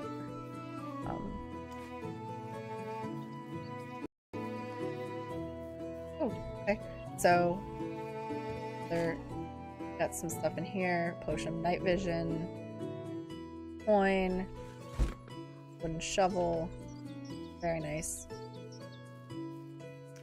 Alright, let's try to find one more boar. I feel like I know that there's usually boar in this forest. Here.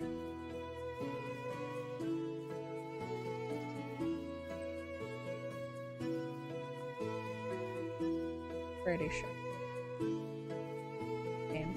Or dirty.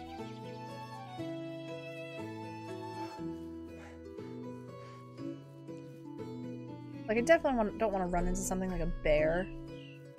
I'm just not at all equipped for that. Okay. Yeah, I don't want a wolf either.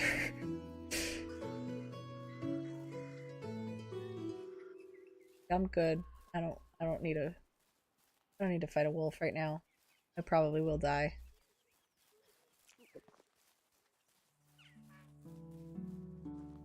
Thanks.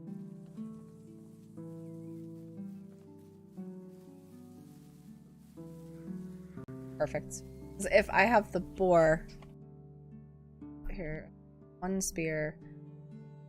Let me put that new stone knife. Slot 6. Because as long as the boar charges me.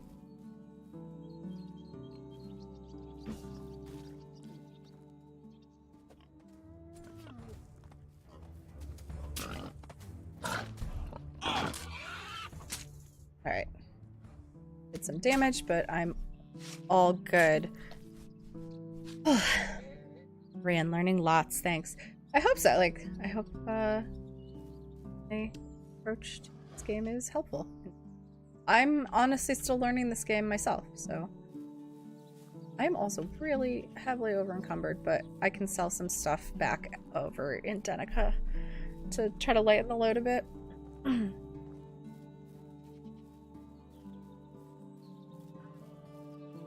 Lynx right there. See the lynx? I don't think the lynx will attack unless you attack them. Like, you really don't. I'm pretty sure they will not do that.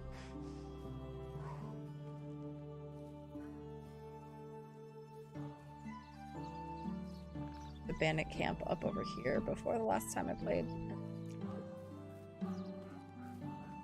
I thought, like, when I was kind of exploring, like trying to figure out how I was gonna approach the bandit camp and like attack, because I had a bow at that time and I had some copper arrows. I was all like, yeah, I'm gonna sneak up on them, like kind of over the top of the hill and like take them out one by one. And like the second I got like even slightly close to take a shot, they all saw me and charged me.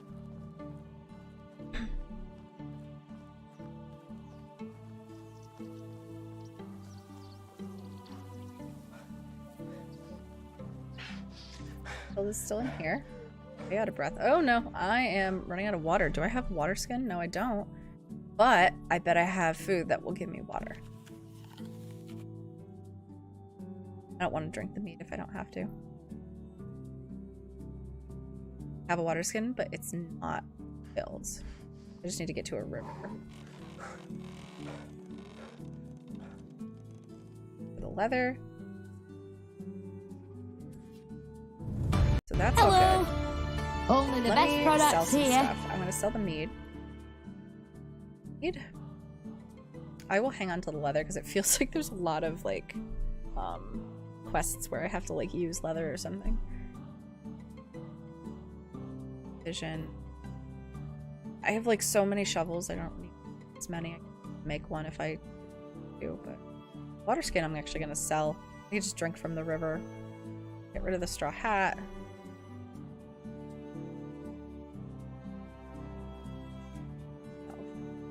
I feel like I have a lot of meat and I don't need that much meat.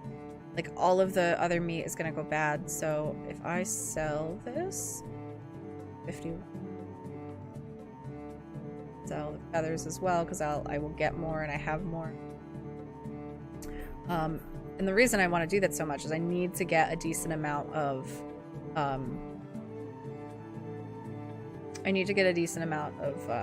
coins so I can buy the linen thread. Because the linen thread is expensive for some reason.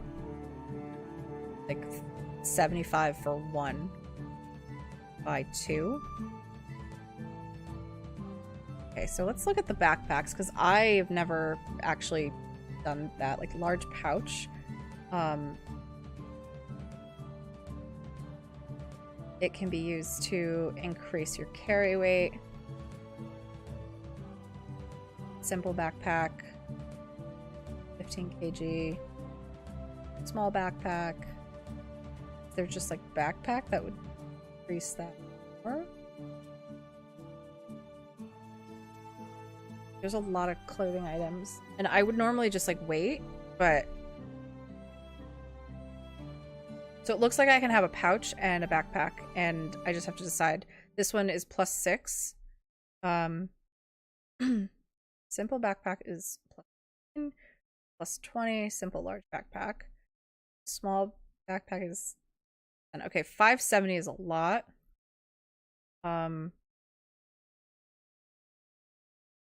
But it's +20, so I feel like it's worth it.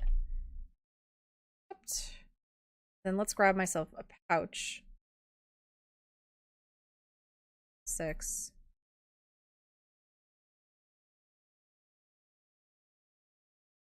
I'm just gonna do the pouch. 270. Actually, I don't know if I want the pouch. For now, I think I'm just gonna... Goodbye! Just gonna equip the backpack.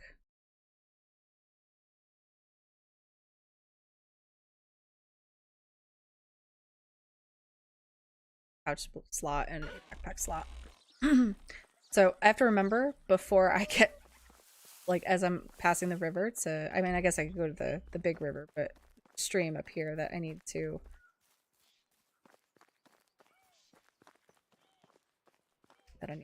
at.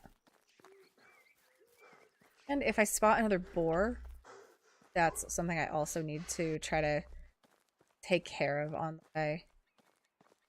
Or a fox.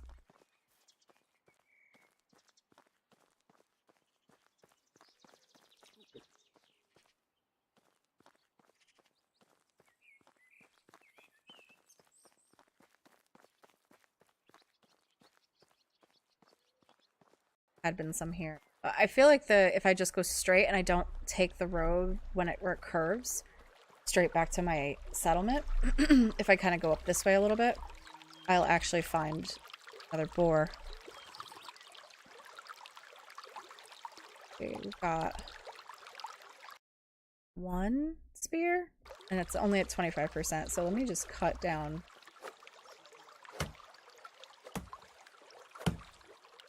Again, I'll be able to buy a bow. Or not buy a bow, build a bow, because I have the linen thread.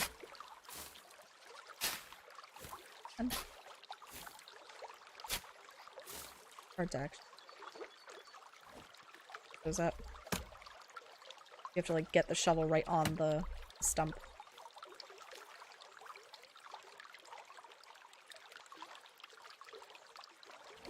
Sometimes I do that, I like cancel what I'm crafting.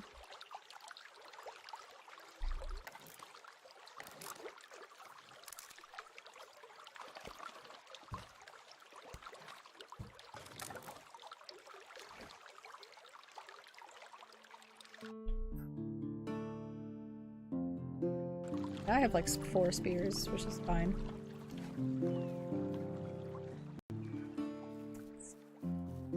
The other thing too is it's good to go through the woods sometimes because you'll find like those kind of random item spawns. Oh, it says that I see a fox. Lots of bunnies.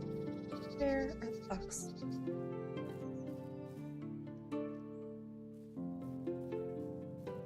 They pluralized fox in the wrong way there. Foxes. Not like fox is plural and singular.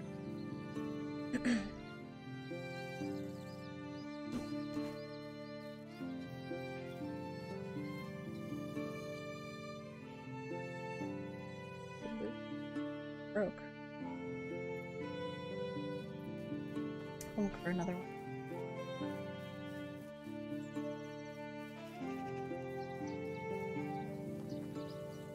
Here over there.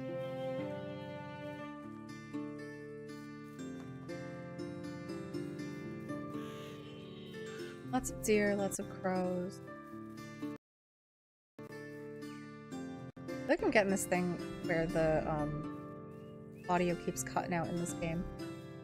Very strange. It happens kind of at random.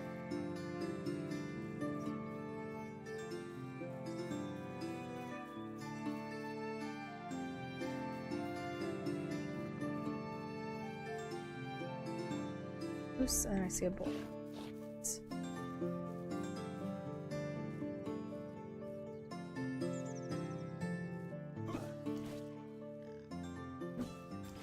Boy.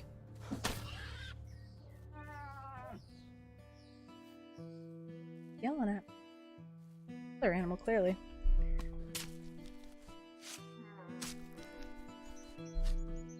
I realized I had my chair reclined. Why is my back hurting? It's because I'm sitting weird. It's the door and other speakers somewhere.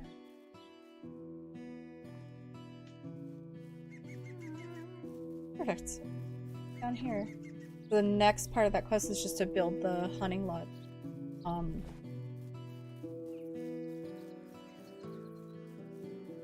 So start doing that. I think I'll do that first, and then I'll do the research, a resource storage.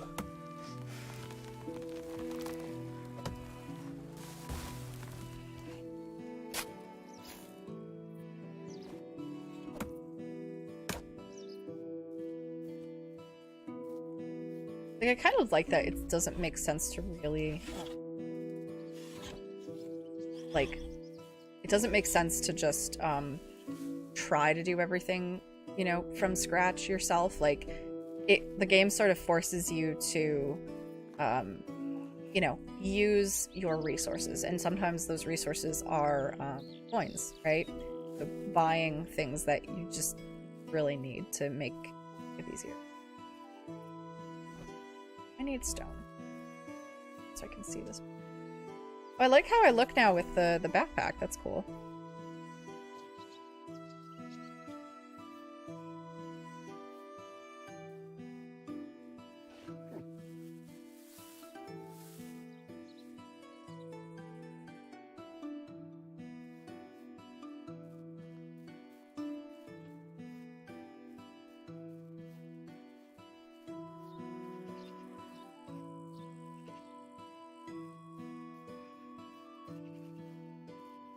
A lot of broadleaf that grows from here, which is great, because I know that, you know, that's it's good for health, right? Healing on its own. Like, if you have a bunch, you can heal pretty well. But I think with the herbalist hut, eventually you can make like health potions and stuff, and I think that that's definitely a prominent ingredient.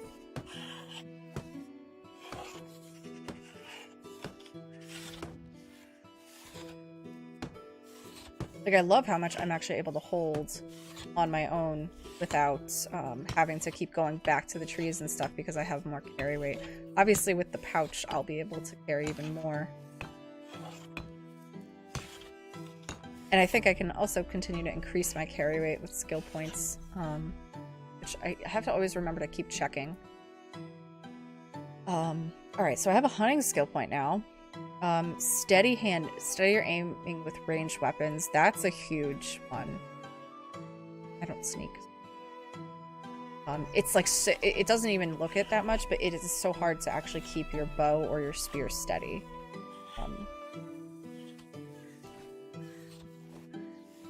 That's hugely helpful.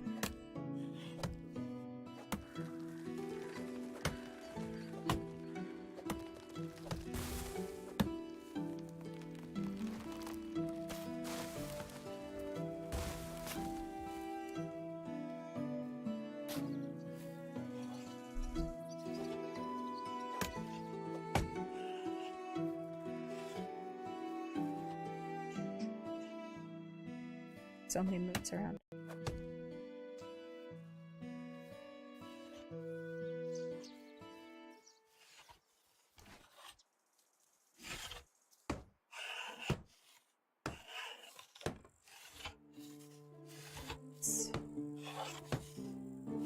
Now, unlike the houses, you can't choose the type of material that the walls are built out of. Like, each, I guess you could call it profession building, is basically, like, the hunting lodge one is like a wattle walled lodge, and that's like the materials you can. There are upgrades, basically like better versions of those profession buildings, that I think the better ones are made like with either just like plank walls or stone. Which I think I probably already unlocked this actually. Builds.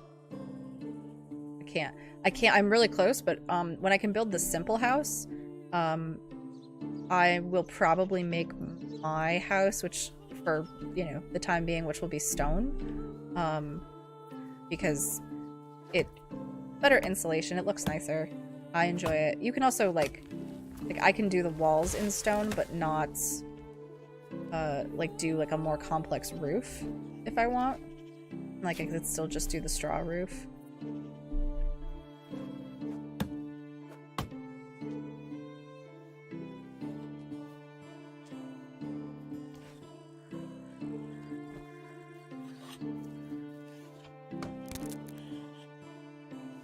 So just gonna say my wooden hammer broke, but I had that backup that I accidentally crafted to the hammer. So I don't.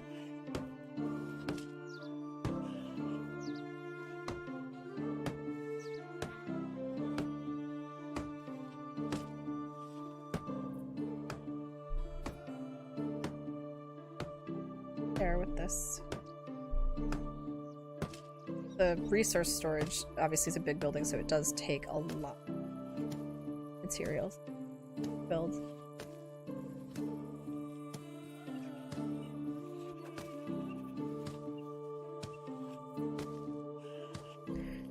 I'm gonna go into my house because I know I had some straw, I think, that I put away. She is also out of firewood. It's like stuff. Let's see.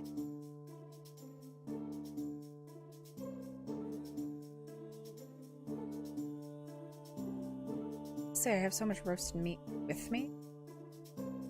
Carry that.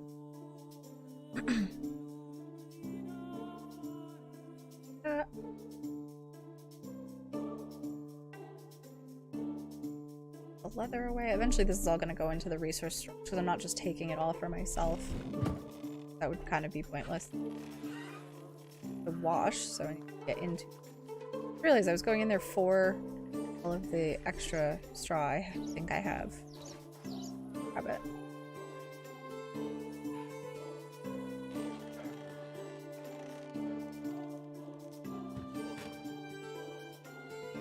Not much.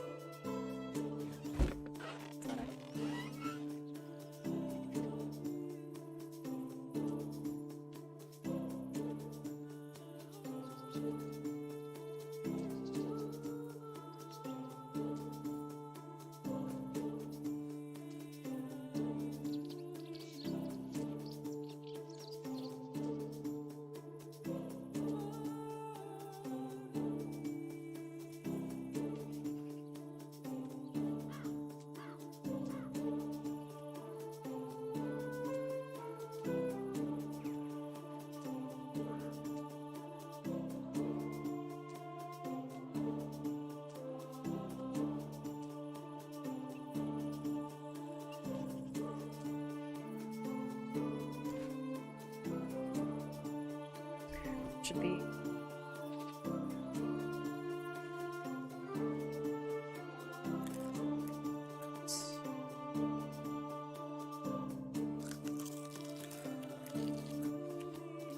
Daddy PC Gamer is gonna make me take a break from Scum and play Medieval Dynasty again for a bit. Hey, look, it's a good game. Definitely worth taking a break from other games for, I think.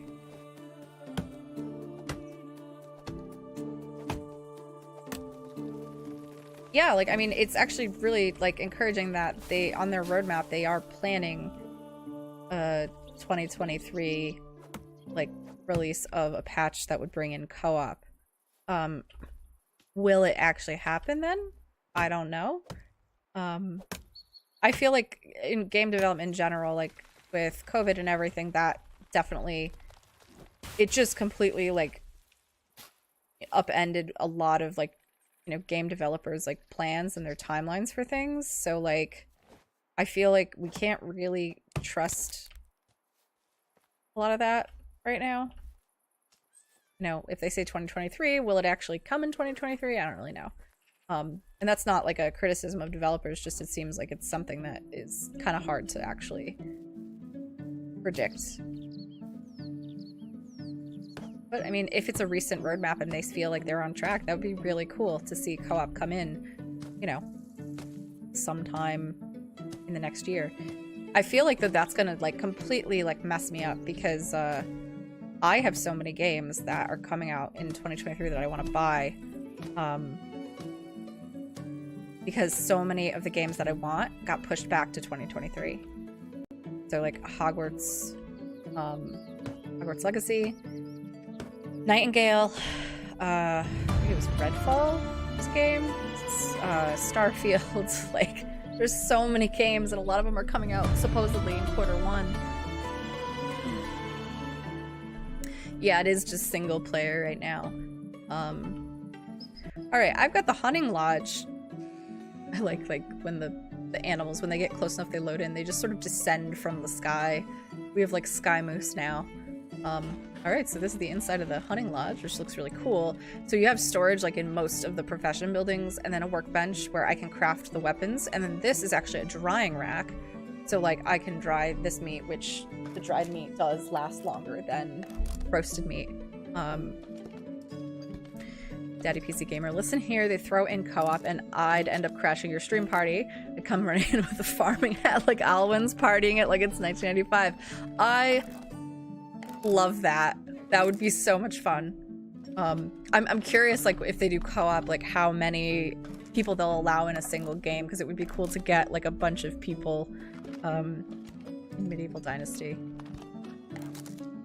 See, that's the thing, is like once you start adding co-op though, you have to start adding more like role-playing features, like more, maybe, I don't know, the ability to like create more unique looking outfits. That's just, I don't know, I think that's really cool. Interesting. All right, so I got the linen thread. I think did I put that in? No, I kept it with me. I thought I didn't unlock the bow. Yeah. Let's go to hunting. Bow. So it's 100 to unlock the bow. That. Buy arrows. So that's kind of important right now. So craft a bow. Call it Gary's Dynasty, and we'd only plant potatoes. Oh my god. That's like a dream. Actually, I don't even recall. Can I plant potatoes in this game? Like, are potatoes a thing? Like, I've planted a bunch of other things. Let's get the bag out because it gives me the menu to look at what. All right, I can plant onions, poppy seeds, beetroot, cabbage, carrot, flax, rye, oat, wheat. I can't actually plant potatoes in this game. I think I'm heartbroken. Yeah, I actually don't think they've implemented potatoes. That's horrifying. How dare they? All right. That just made me really sad. I don't care about co-op. They need to bring potatoes in.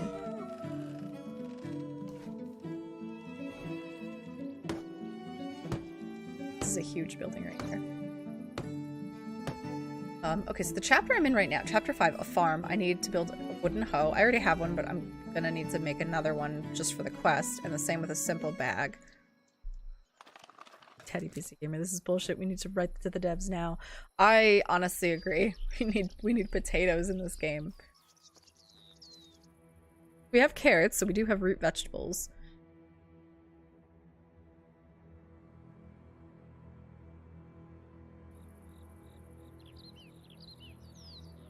To make this again. Bug. All right.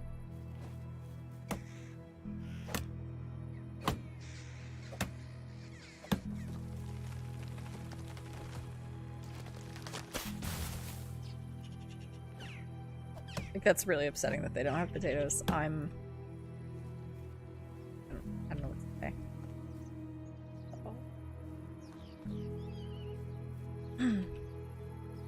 Yes, it was. Yeah, let's make another hoe. The other thing too is even if I'm making extra tools, like I will need to give my villagers tools, so. Telling me about merchant locations. Probably because like now I have to get fertilizer, carrot seed, wheat grain, cabbage seed. So I will need to get that. I will be able to get carrot seeds, I think, probably enough when I harvest these, because you do get seed when you harvest vegetables. So I'm gonna have to buy wheat grain and cabbage seed, which is fine. Daddy PC Gamer. Carrots, onions, beetroot, but no potatoes. Who thinks they could build an entire dynasty without feeding their people potatoes? That's where the real strength comes from. I agree. Like, I need my potato queen crop. Like, that's... How can I be a potato queen if I have no potatoes? I'm so upset. Maybe there's a mod that adds in potatoes. I don't think they had potatoes back then. I don't actually really know a ton about the history of potatoes, I'm gonna be honest. But, I'm a fan of potatoes. House? Kind of weird to not know if I'm in the room.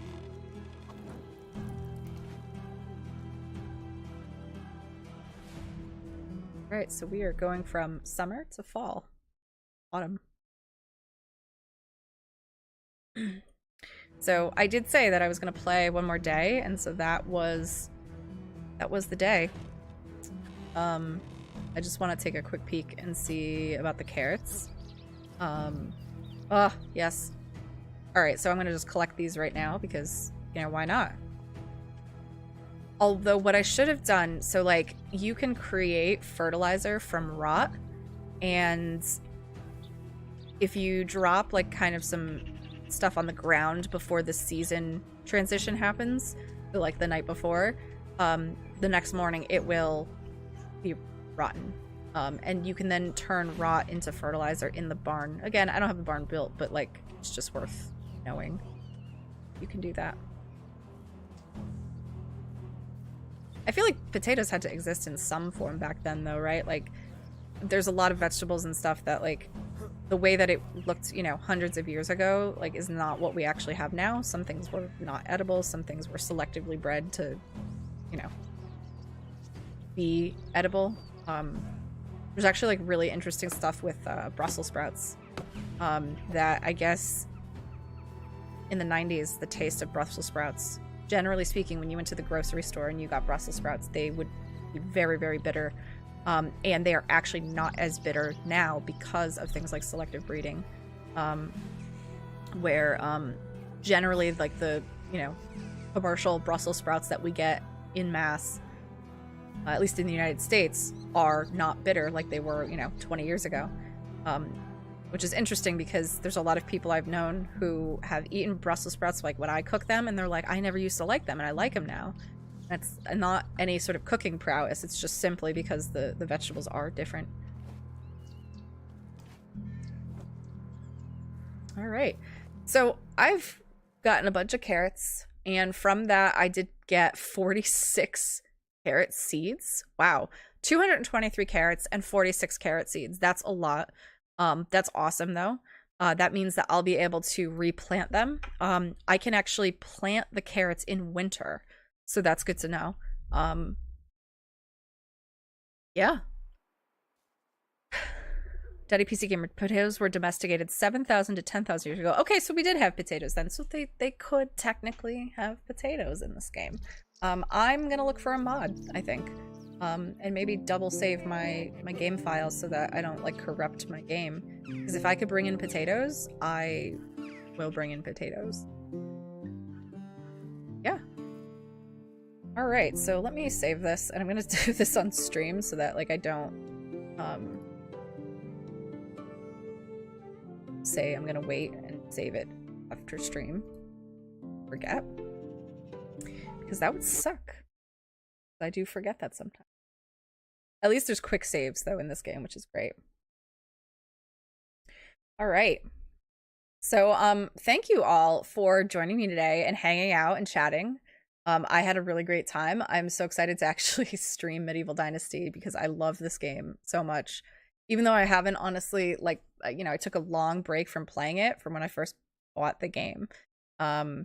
but you know, I'm back at it. I do want to obviously pick up my castle series in Minecraft again at some point.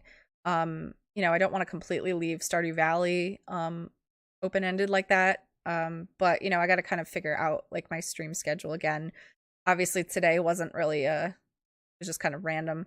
But I will schedule my stream, and so please remember, if you didn't already like the video, please like it, subscribe if you're not subscribed.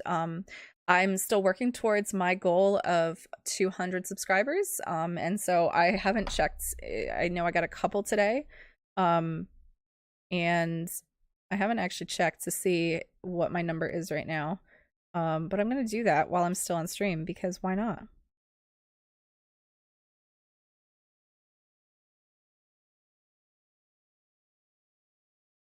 So it looks like I have, I guess it's showing me, I have 182 subscribers now, which is excellent. I'm very, very happy with that. So thank you all again.